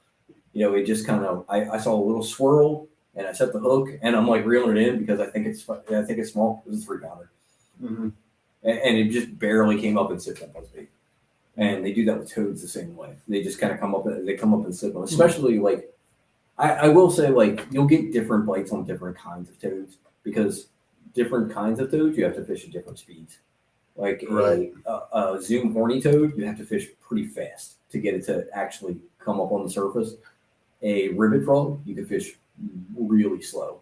I mean, you can just barely turn the reel. The Stanley. And that's really my preferred toad. That's what I fish. If I'm fishing a toad, 99% of the time it's going to be a Stanley. You're testing that new Z-Man toad. I'm kind of curious about them, except that I hate Z-Man products because it's so freaking hard to rib them. It's such a pain in the the plastic is a pain in the ass to rig. I will say though, in the world of frog fishing, that's probably phenomenal technology though. Oh yeah, because I mean, but they're gonna get frogs get destroyed. Yeah. So having a you're probably missing a leg. You're probably missing a leg on some of the other ones after a couple, but the elastic stretch durability and floats. Yeah. So you can probably reel it a Which, little bit. by the way, I would like to also say I'm pretty sure it's the only one of those frogs that floats. No, Stanley makes a floating ribbit frog. Do they make a floating ribbit frog? And they've had that out for years. See, I've actually, when I throw the river frog, I usually throw the smaller ones. I've seen there's two sizes. There's two sizes. There's a giant, it's called a bull ribbit, and it's huge. They actually have a tiny ribbit frog too. So there's really three sizes, but the main size is that middle size. It's about 3.5 inches, I think. Right, like 3.5, 4 inches, something like that. The big one's 5 inches. They'll eat both, and don't be afraid to throw don't be afraid to throw a big toad. That Stanley bull ribbit gets 8. Everything you will catch an 8-inch bass on it. It's lengthwise. The body's not quite as thick as this frog, but profile wise, that's Stanley bull ribbit's about that big. It's just not as thick body wise. It's not as heavy. And I've caught so many 12-inch fish on it. It's incredible. But it kind of goes back to what we were talking about with hollow belly frogs, and it's the amount of disturbance that it creates. So that bigger frog creates a much bigger disturbance on the surface. It's a much bigger profile. It's easier for them to find. Different speeds. I mentioned that. You want to look at your different brands of frogs. Your different brands of frogs, you're going to have to retrieve at different speeds, and that different speed may not be what's necessary for that day. So you want to make sure that you have different brands of toads to match the pattern. Exactly. So your zoom, you have to reel really fast. I mean, it's a burner. I mean, you're burning that thing. You got to reel it quite fast. I would say like a high medium retrieve just to get the legs to start flapping on the surface. Where your ribbit frog, if you get that rod tip up, I mean, you can almost crawl that thing across the surface. Some of the others like the Kitech noisy flapper is another good one. As far as action, I'll tell you a little bit about the Kitech one. Why I don't like it. I've heard negative things about the noisy flapper. The action is phenomenal. The hookup ratio sucks. Right. And so you cannot fish a single hook with it. There's too much body. It's a lot like the frog you're holding. It's this is a toxic baits froglet. This is a toxic baits. This is the froglet. This is actually the small one that he makes. So Frogzilla or something. It's huge. Yeah, it's like 6 inches. It's like a 6 or it's like an 8-inch paddle tail frog. It's like a giant. It's massive because this one I think is 5.5. So I will say, the Kitech noisy flapper is the hookup ratio is not good on that. If you fish the double take hook in them, it's a little bit better. But I've missed a ton of fish on them. A good hook to fish with those, if you can find it, is a single hook. If you're going single hook, because they do really run better with a single hook. The biggest Gamakatsu super line hook you can fit into it. I think you can fit a 5/0 into it barely, but you've got to get a lot of hook gap in for those Kitechs because the body up and down this way is very thick on them. There's a lot of meat there, and it just the hookup ratio in my experience. You don't get enough hook gap. It's just not very good. Right. I love the action. The action on them is phenomenal. They look freaking awesome in the water, but the hookup ratio is just not great. Now, to be fair, I'm mostly throwing for snakeheads, so hookup ratio with snakeheads a lot of times just sucks anyway. But I have caught bass on them, but again, hookup ratio sucks. Great action. I haven't personally have not found a hook that works really well with them.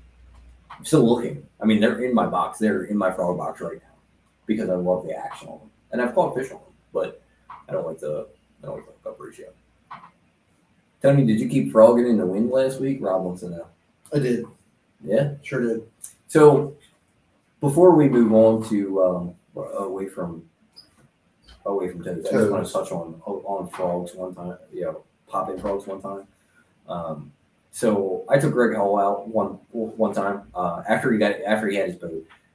He was getting ready to buy an Ultrex, and he just wanted to see what an Ultrex was like. I had an Ultrex on my boat, so me and him went out and I let him on the trolling motor. I watched him, and I kid you not, I watched him catch a 3-pounder on a pop-in frog in like 2-foot boulders. I mean the waves are just. The wind is just howling this day, and he's just throwing pop-in frog over top of grass. Boom, 3-pounder. I'm like, how did the fish even find it? Yeah. The wind was just blowing like right into the bank that we were fishing. Just huge rollers, and so don't be afraid to throw a frog in the wind. I think at the same time, we've all seen that video of that bass on like Instagram or some shit that like tracks that dragonfly above the water and then like leaps out and tries to eat it. Their hunting capabilities when they're in hunting mode is insane, and I don't think in reality, I think a little bit of chop, a little bit of wind. If the bite is on, they're gonna eat. That lateral line is very sensitive. Yeah. A buddy of mine was fishing a tournament on the Upper Bay, and they were fishing like on the back channel in the grass, but it was like chocolate milk, and they hook a 5-pounder, and there's another 5-pounder tracking that fish, trying to eat the chatterbait out of its mouth. Mm-hmm. Like, and when I say chocolate milk, like it was chocolate, like blown out chocolate milk. It was just, he said it was incredible. Like he couldn't believe that this fish like knew exactly not only knew where the other fish was, knew where the bait was in that fish's mouth and was trying to eat the bait out of its mouth. And it's just ridiculous.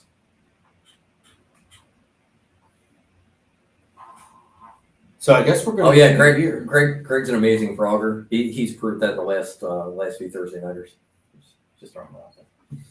There's a lot of.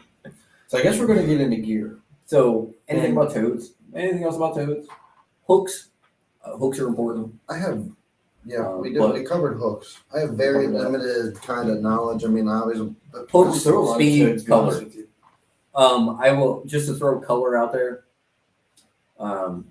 Color in toads for me, it varies. It's a confidence thing. I don't think the color matters particularly, but sometimes darker colors work better, lighter colors work better. If you have a color that you have confidence in, throw it. Yeah, pretty much, Jake.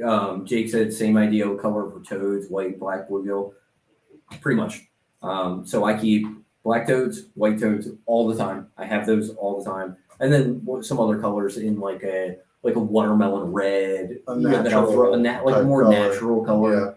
Yeah. I've been throwing one that's got like a silver fleck belly, okay, and that's been working pretty well. And it's really confident. Tonight I went out tonight. I was fishing tonight for a couple hours before we came on the show, and I was catching more black. I don't know. It just depends. I'll be completely honest. It's because that's the one that was tied on, and that's why I threw it. First cast, literally the first cast I made tonight, I caught fish. So I'm like, all right, I'm going to keep throwing this. And then we're just going to keep on going. So that's right. That's really all I have for toads. Toads are there's not much to talk about for retrieves. It's a steady retrieve. Yep. Occasionally, I will say you can A pause in a pocket, allowing it to Exactly. sink down in the pocket or something like I that, was and then just bring ready it to say back that. up and go again. Like that's a good thing to do. Maybe get it down more towards the fish's face some. But other than that, I mean, it is just pretty much a straight retrieve bait. Like fishing a Obviously, buzzbait. we yeah, it's like a buzz bait. It's just more of a weedless buzz bait. Rod angle is But the same. In, like he also said too, though, each bait is going to require a different retrieval. So you need to make sure that whatever your bite pattern might be, even though sometimes that's very hard to distinguish, Mhm. you need to be able to adjust to that. Where this bait might run faster than this isn't a but you know what I mean. This bait might run faster than the other bait. just to throw some brands out there, I'll say that if you want to go for like retrieve speed, if you want to know like just kind of a general idea, your burning toad is going to be like your zoom horny toad. That's going to be your fastest. Your middle of the road, the young tip toad. Who's that Yum. by? Young. Yum. Okay, the yum. Young tip toad. That's kind of like a middle of the road. You can get like a moderate retrieve with that, and then like your Stanley ribbit frog is going to be that's going to be your slower retrieve, especially when you get into like the floating ones. The Z, I haven't fished the new Z Man. That's where I think the Z Man is going to have I a think lot that's of. that's good. I fished the floating ribbit frog, and you can fish that a lot slower. But you can only fish it so slow because you really need those legs to kick. Mm-hmm. And if you fish it too slow, the legs just kind of come through the water. So now that we've talked about our types of frogs, we're going to go into gear. So what kind of gear do you need to frog fish? And some of that depends on what you're throwing. So you're going to need different gear. I won't say you need different gear, but you're going to get a better response using different gear for toad fishing than you are for like a hollow belly. So for gear, any toads that we're throwing or any frogs that we're throwing, toads, frogs, anything, we're throwing straight braid. I'm never throwing anything else. Yep, straight braid. Now, 50-pound braid or more. My line is going to vary depending on what I'm throwing. So if I'm throwing a toad, a lot of times I'm throwing 40-pound braid because a toad's a little harder to cast. Mm-hmm. So the lighter line that you can get away with, you can cast a little bit farther, helps you out get a little more casting distance. And 40-pound braid is generally enough.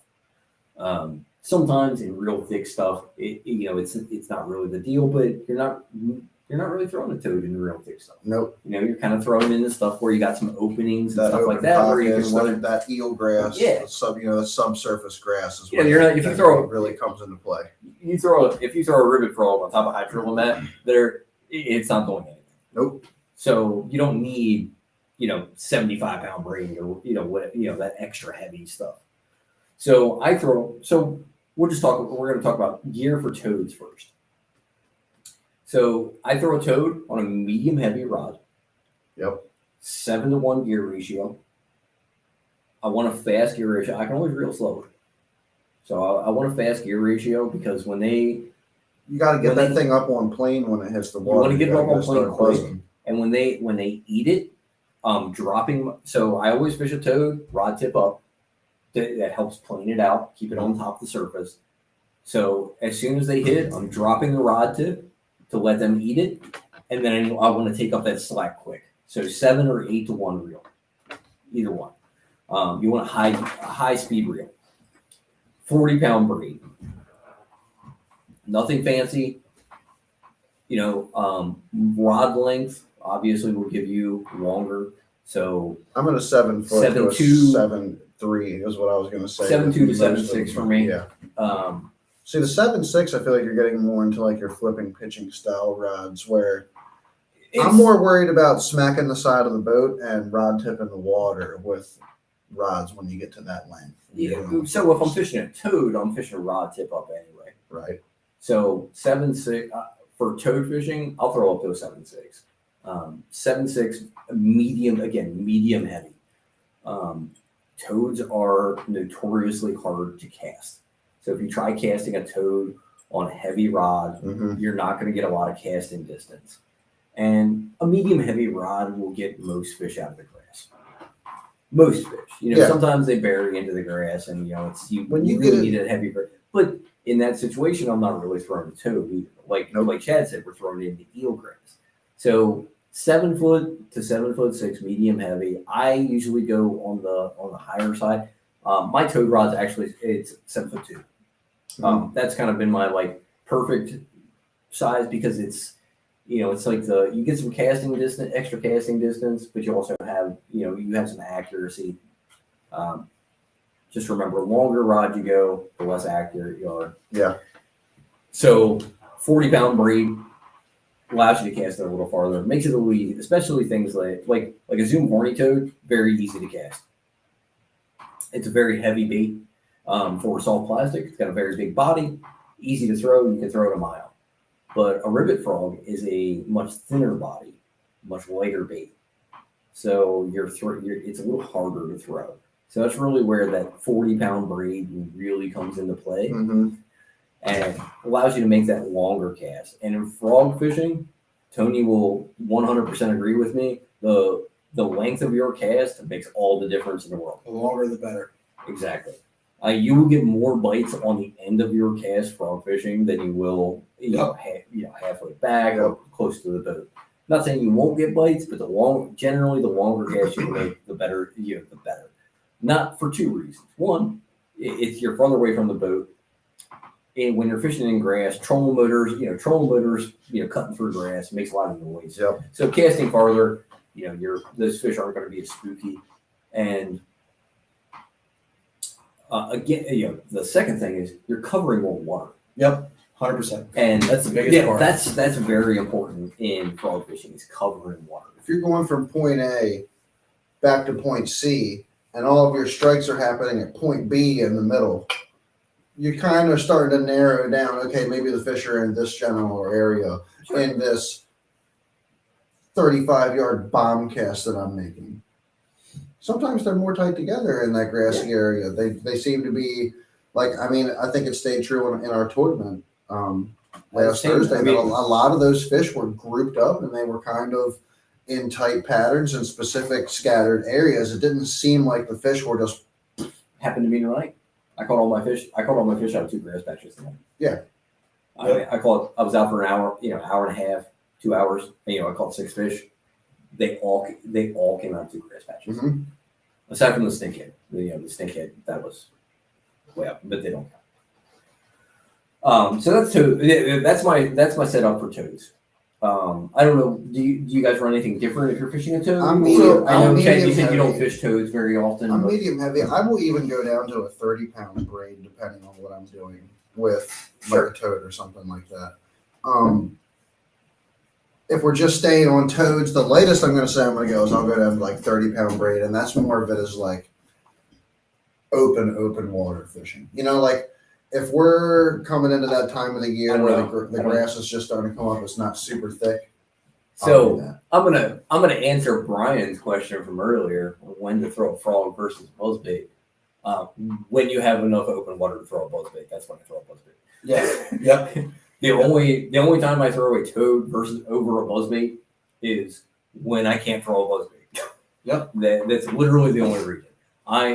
Tony knows I'm a buzzbait. So, but if you can't throw the buzzbait, why aren't you throwing the hollow body in there? So that goes on the fish. So do they want a moving bait or do they want something that sits still? Exactly. So you're reading the fish. But if they want a moving bait, if I can't, I'll only throw a toad if I can't throw a buzzbait.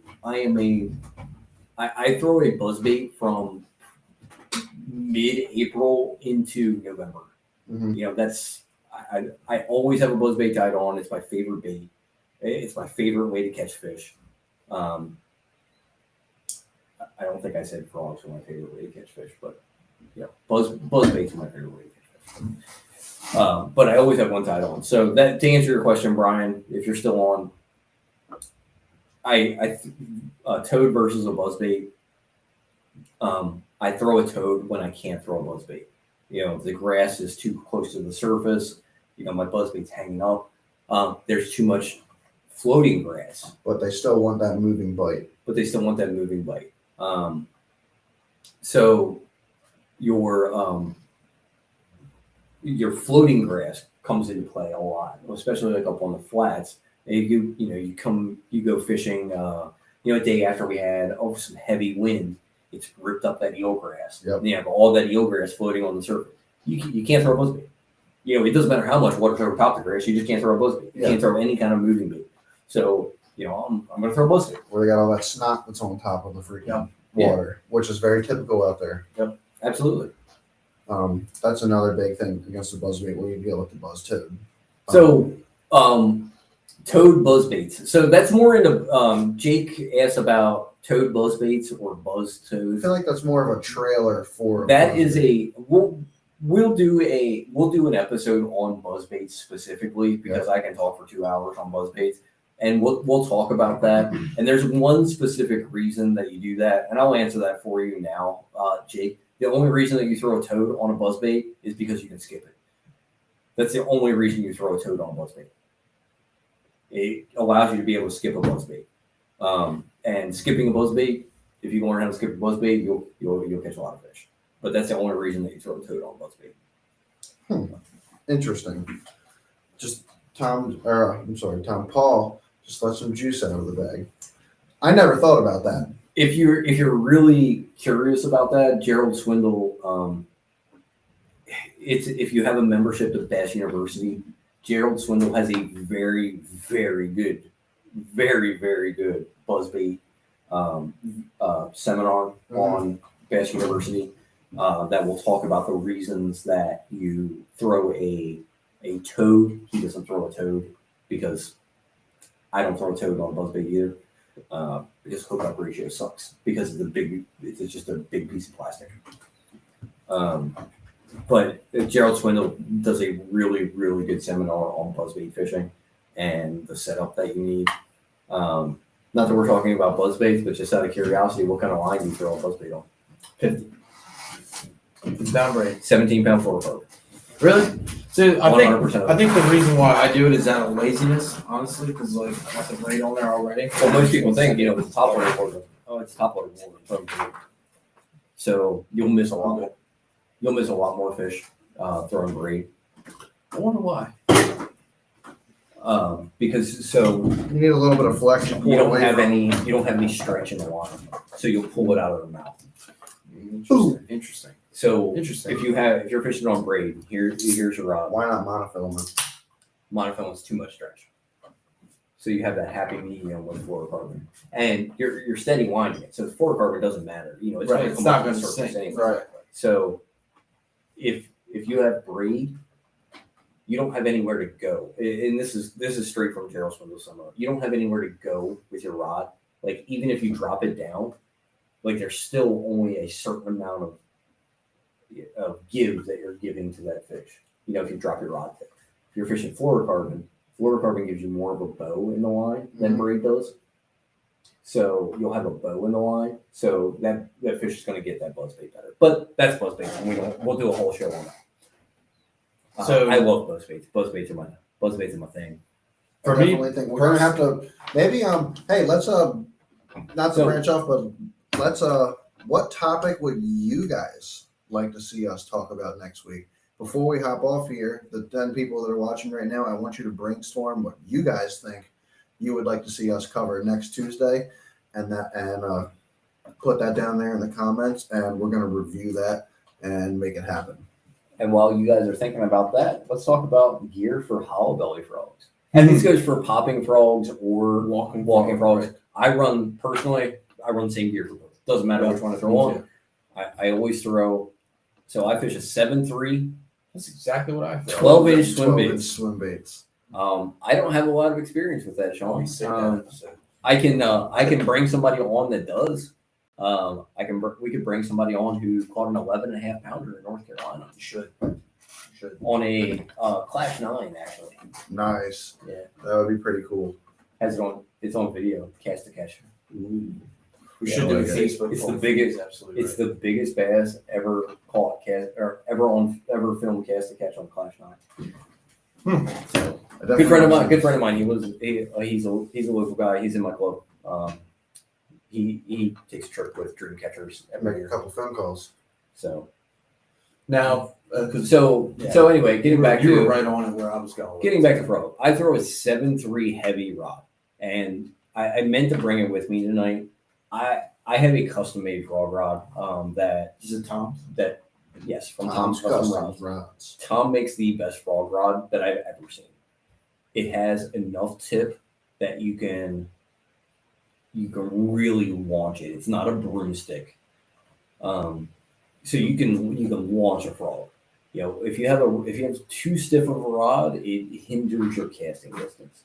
So it's got a little bit of tip to it, but it still has enough power to be able to get fish out of the grass. So it's a 7.3 heavy. Some people will say you need to fish a longer rod, and there are valid reasons for doing that. If you make a bomb cast, a longer rod will give you a better hook set. Mhm. It's just you can take up more line with a longer rod. I don't need a longer rod for casting distance. I can almost spool my rod with a 7.3. Mhm. I mean, with a frog, with a say like a live target hollow belly, I can pretty much spool my rod with that with a 7.3. I mean, I can throw it a mile. I don't need to cast any farther. It is valid. You know, it's a valid point. Longer rod, better hook sets. I don't have a problem with the hook sets because I think it's because if you're those guys that are throwing those longer 8-foot rods, they're throwing broomsticks. Yeah, I don't understand that. Well, it's again, you're throwing a 7'11" rod versus a 7.3. 6 inches when you're coming in an arc. It's like pulling. I think it's like 2.5 feet more line that you're pulling when you set the hook. But I think the reason that I think this frog rod is so good is because of that soft tip. That soft tip allows them to get it. Mm-hmm. And when I reel down on them, I can keep reeling until I feel the fish and I'm not pulling it out of their mouth because the tip's giving. Whereas if I'm fishing a stiff, I have another 7'3" rod that I use for frogging. It's just a rod that I've had for a long time and I haven't replaced yet. I want to replace it with another one of Tom's rod. It's an Arden rod. It's a 7.3 heavy. Mm-hmm. If you fish any of Arden's heavy rod, they're broomsticks. Yes. There's no give to them. And, I can't cast nearly as far. And I feel like when I reel down on that fish, I'm going to pull it out of its mouth if I just keep reeling. Right. Where with my Tom's custom rods, when I reel down and start to get that pressure, I can watch the tip start to flex, and that's when I set the hook. So 7.3 heavy is my frog rod. I know there's a lot of people that are around this area that have that frog rod. That's my exact setup as a 7.3 heavy. That's what I throw my frogs on. I will say it's the only non-St. Croix rod. I'm sorry, I have 2 other non-St. Croix rods, but that's one of the only St. Croix rods that I've legitimately paid good money for. Others I bought because they were cheap and I just needed to replace something real quick. Right. It's a mud hole blank, and it's freaking amazing.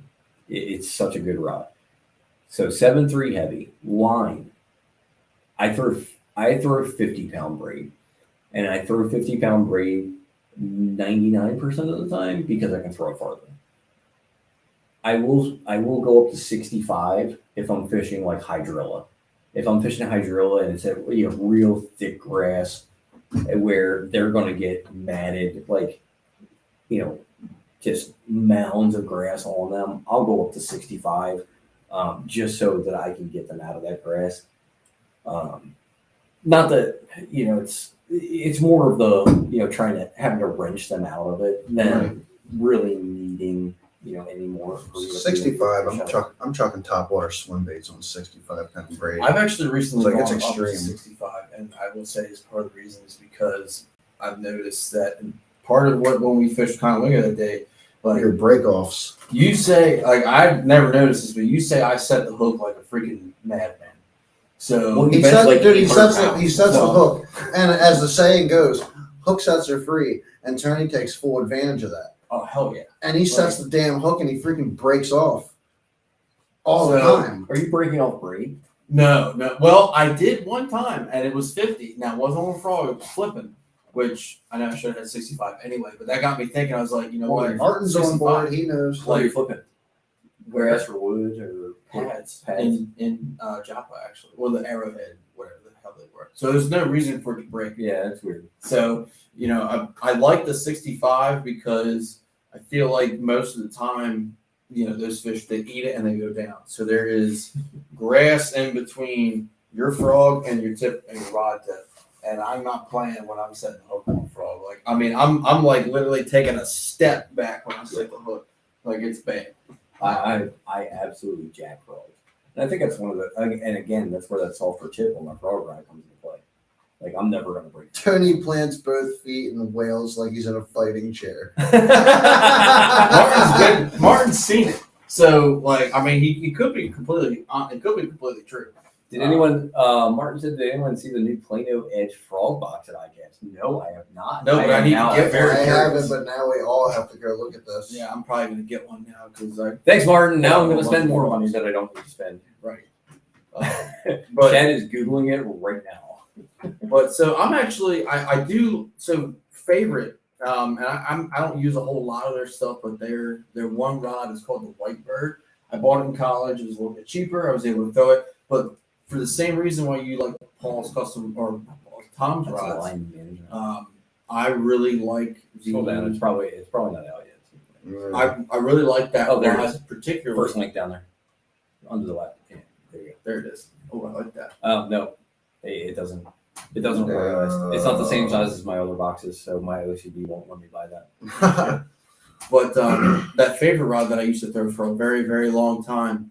Oh, I that's like cool as that. shit, actually. I like that I like a lot. that a lot. Oh yeah. So I guess they just kind of hang on there. Yeah, I'm getting that. Damn it. Is there any more? If you scroll down, do they have any other pictures? Yeah, hang on one second.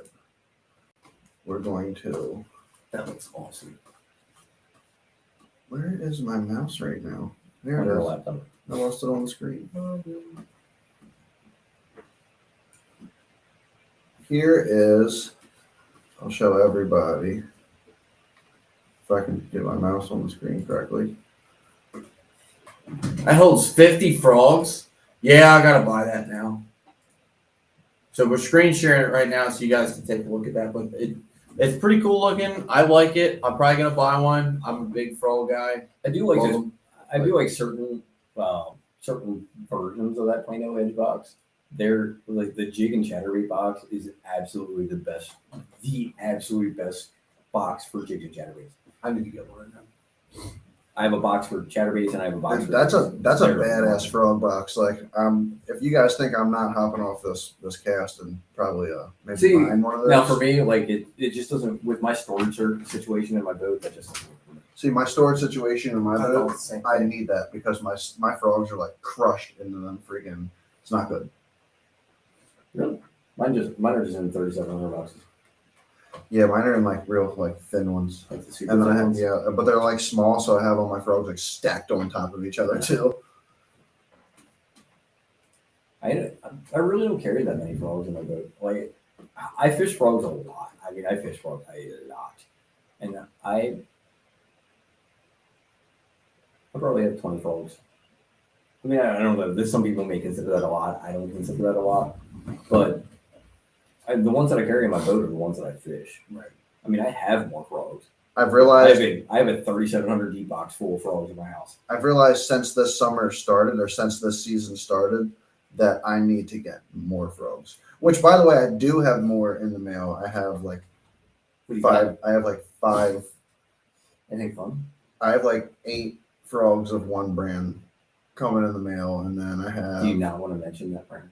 We already talked about the brand, but it doesn't mean we have to keep talking about it. Oh, is it that brand? It's that brand. I have like 8 of them coming, and then I have 2 brands that I have never thrown before that I literally bought What are specifically for testing. So the Evergreen Kicker Frog.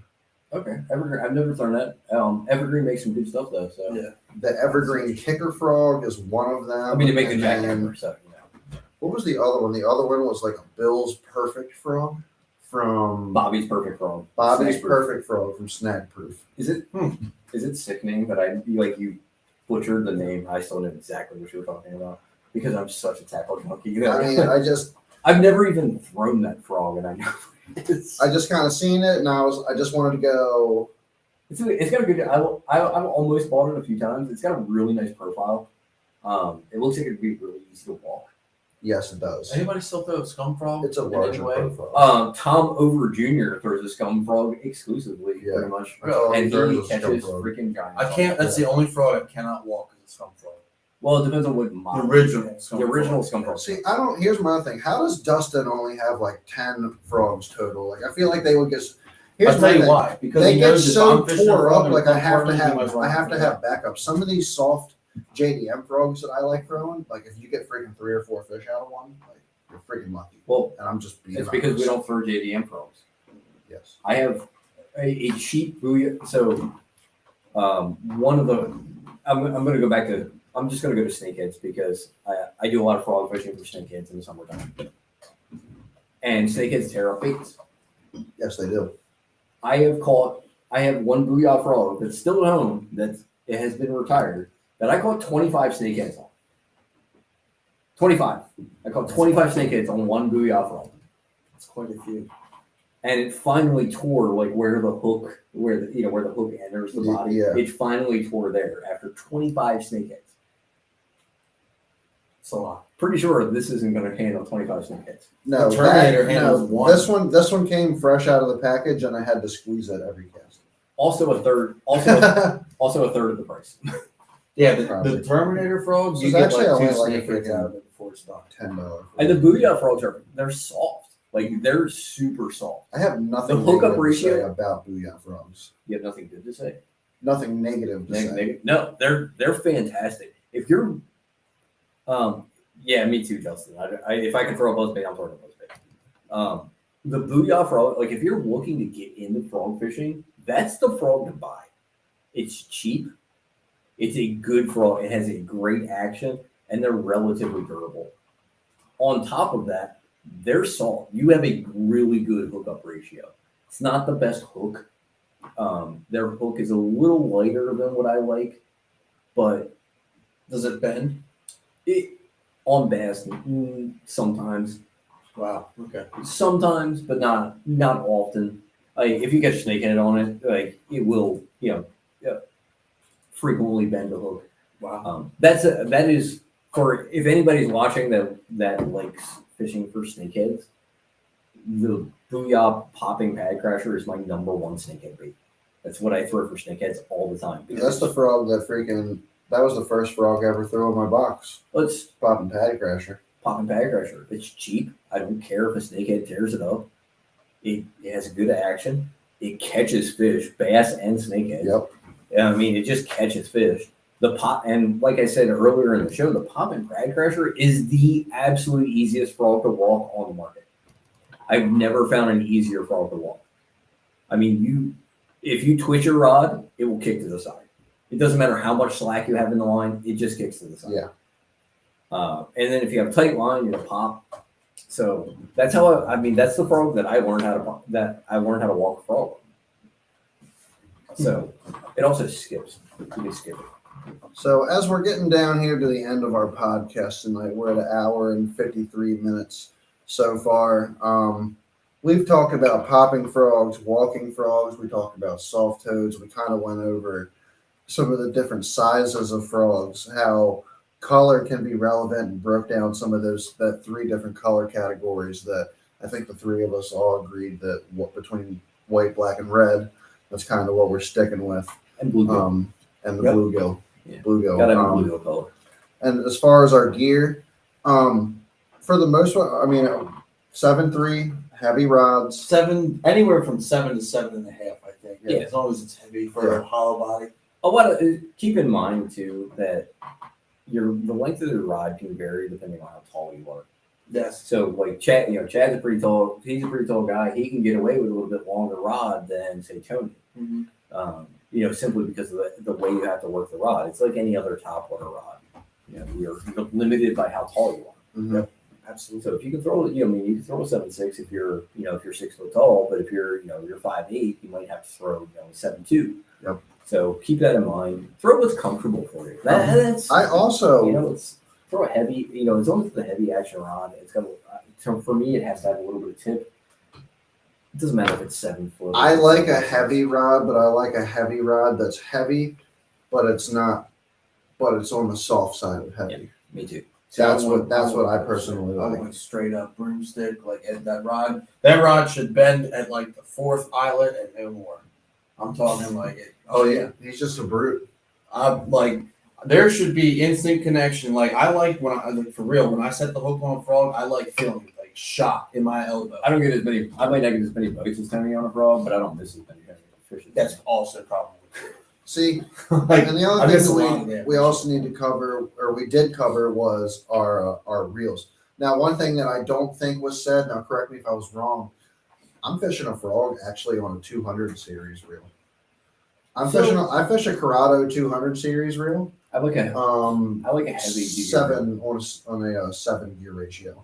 7 to. I tend to like a heavy duty reel, and not because I need a bigger reel for it, Mm-hmm. but because the internals are beefier. Right. And when you're setting the hook with 60-pound braid as hard as you possibly can, if you're not running the right gear, you'll strip gears.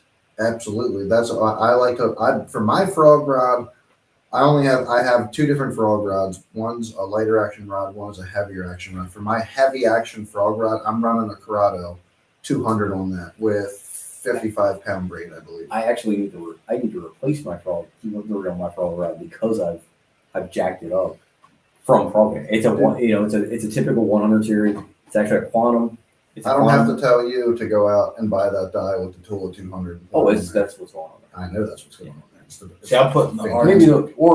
Maybe the 150, but Put the 200 on. See, like I'm telling you, the I 200, you're getting what- like the beefier stuff, but I'm telling you, like Well, what the I really actual need is- size of the reel itself is not. what I really need, I need to go to Susquehanna Fishing Tackle, take my rod, and see which one balances. Because that's important to me, and that should be important to anyone. You can't just throw any reel on any rod. If you have the wrong reel, and I'm not talking about the brand. I'm talking about the weight of the reel for the rod that you're fishing, because there are certain balance points on various rods that if you're off, if your reel is too heavy or it's too light, you're going to get wore out working a frog all day.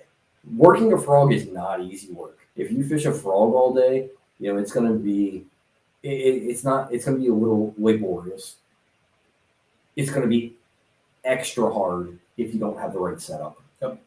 If you don't have the right reel matched up with your rod. So it's really important to have a good setup, to have a good rod. And by good rod, I mean a high quality, high modulus graphite rod that's very light. The lighter your rod, the less your arm's gonna hurt the next day. Well, the die was Zillin. That's a pretty nice rod or a reel right there. The 1000, no, that's like what? That's like a 100 series. 100 series rod. Yeah, But it's heavy. real. It's the die weight. So the It's like a Zillion beefed up HD series. has it's got beefier gears in it, Mhm. so it's really made to handle that. Um, Correct me if I'm wrong, Warren. yeah, I'm a 200 series on my Shimano Corrado, and I would definitely go right over to the die with a 200 on it. And you're really you're right. There's not that much of a size difference between It isn't. 100 and 200. Now my Daiwa reels, I throw. You're getting a bigger spool. So I throw the 103 SVTW, which is the newer version of that, which is their compact version, which is a very, very tiny reel. So there's like a huge difference between that and the Tetsuo. There's a big difference in these reels for how much line that you can store on them too. And you're going up to throwing 65-pound braid, and you're throwing it on a Fills up. 100 series reel, you're very limited to the amount of a line that you're going to spool up on that compared to if you go to like a 200 series. True, but that also is where, why we're throwing braid, because 50-pound braid is like 14-pound mono, diameter wise. So even on the SV series reels from Daiwa, which have smaller spools, the line capacity is less. That's why they cast farther. That's why they're awesome. 14-pound. I mean, you can put 120 yards of line on that. You're never casting 120 yards of line. No. At most, if you make a long cast, 100 feet. A long cast is 100 feet. 30 to 40 yards. That's a long cast. I can tell you somebody who's no longer with us, but who can cast a lot farther than any one of us. Aaron Martin's only ever put 50 yards of line on his wrist. Everything else is backing. Wow. He's like, why? If you put any more on, you're just wasting money. Makes sense. What would you use for backing? Just like cheap line? He uses braid on all of his reels. Wow. Despite everyone on earth telling you not to use braid for backing because of it'll turn, it'll slip. That's the word I'm looking for. So braid slip on the spool. Aaron Martins would back every one of his reels with braid because braid's lighter than mono. It's lighter than fluorocarbon. So when you cast, you get more spool speed because the spool is lighter. So you get more spool speed, and he said it would give, if he versus being backed with like mono, he can get an extra 10 feet on his cast by backing with braid. Which is Which is that's for somebody at his level, that's a huge difference. Yeah, that's significant. So we went over all the stuff. We covered our 3 different categories of frogs, some sizes, some colors, our gears, rods, reels, line, and the line stays the same for me as far as a walking and a popping frog. It doesn't really change. 50-pound It stays exactly the same. We covered the toads, going to a medium heavy setup with maybe a 40-pound braid with the owner hooks to give you a better casting distance. And, that's the other thing about those owner hooks too. Just to throw that out there. Last note on that, because they're a heavy wire hook and there's 2 of them, it's just a heavier hook. It adds weight to the bait. It makes it a little easier to cast. Right. And then let's see, what was the other thing? There's a couple unique things that you can do to some of these frogs that are coming out now. Some of Warren's frogs, Warren's talking down in the comments down here, some of Warren's frogs, like we put up earlier from Tailored Lures, have some of these really cool blades on the back of them. And that is a totally different look. That's going to give you a different flash. It might even give you a different sound. It does. Coming across the water too, which is very unique. I'm also going to classify this particular frog in with almost like a teckle. You're kind of going to burn it in a little bit. You're going to let them blades flap on the water. I want to hear another life hack for the teckle frog. Yeah, I do. So, if you lose your tail, so take that keeper off. It's got the swivel in the back, so it can turn. Take a kicker blade off the spinnerbait. Like you had an old spinnerbait, cut the kicker blade off. Oh yeah. Put it on a split ring. Put it on there. The swivel. I don't know what kind of swivel that they use, but I did that to one of my tackle frogs because I lost the tail. And when I stopped my frog, the blade was just sitting there spinning. Like I guess they used a good ball bearing swivel in there, but the blade was frog was sitting still. I reeled it in and paused it, and for like 3 or 4 seconds, the blade just sat underneath the frog and spun. It was super cool. So that's pretty awesome. There's definitely a couple different hacks and some unique things out there. You can add rattles to your frogs. You can put some BBs in your hollow belly frogs. They actually make rattles that you can put around the hooks of your frogs. Trailer hooks. They have trailer hooks for your frogs. I will say don't fish a trailer hook if you're fishing in heavy grass. If you're fishing on lighter grass, you can throw that trailer hook on there. They're made specifically for frogs to go over both hooks. When you're fishing in heavy grass, 50% of the time your frog lands on its back. Yeah. Yeah, it's kind of like flipping a coin. It's weighted on the bottom, so maybe it's more like 25% of the time. That 25% of the time, It's not worth it. you wasted that gas. Yeah, it's not worth it. And then the other thing is they make some of those like screw lock connection blades that you can put in like soft plastics and stuff. You can rig some of them up in your buzz toads or something if you want to. But that is kind of just you're really breaking into experimental things, and where like we've experimented with different things, but we really just wanted to go over the majority of frogs, toads, give you guys some information, and I think we covered pretty much everything that we wanted to get through I today. got something for you off air. Okay, some off-air Fair juice. Here we go. Yeah, we don't talk anything off the air. We don't talk about anything. Never. Not even a word. But once again, we thank you guys for tuning in tonight to Bass and Bee Radio's second episode of Tackle Talk Tuesday. We definitely thought frogs was an appropriate conversation to have Absolutely. tonight. Due to everybody's got one tied on. It's hot. Make The sure past to- couple tournaments have been won on frogs. Make sure to comment to let us know what you want to let us know what you want us to Yeah. talk about next. What style of bait? Crankbaits, chatterbaits, buzzbaits, We'll start a poll worms, on Facebook. lizards. Yeah, we'll start a poll on Marshmallows. Facebook. What you guys want to see next? Put it in the comments. Post on the page. Send us a message. Take a Hey, survey. guys, Yep. we would really love. If it's something random that you guys think is unique, that you guys would maybe like to learn some more about, shoot us a message. I'll get with Paul. I'll talk to Tony. I'll get with Rob. We'll talk to Skylar, and we'll come up with some good conversations on those unique topics too. But we definitely want to engage with you guys, and we want to cover the things that you guys want to learn.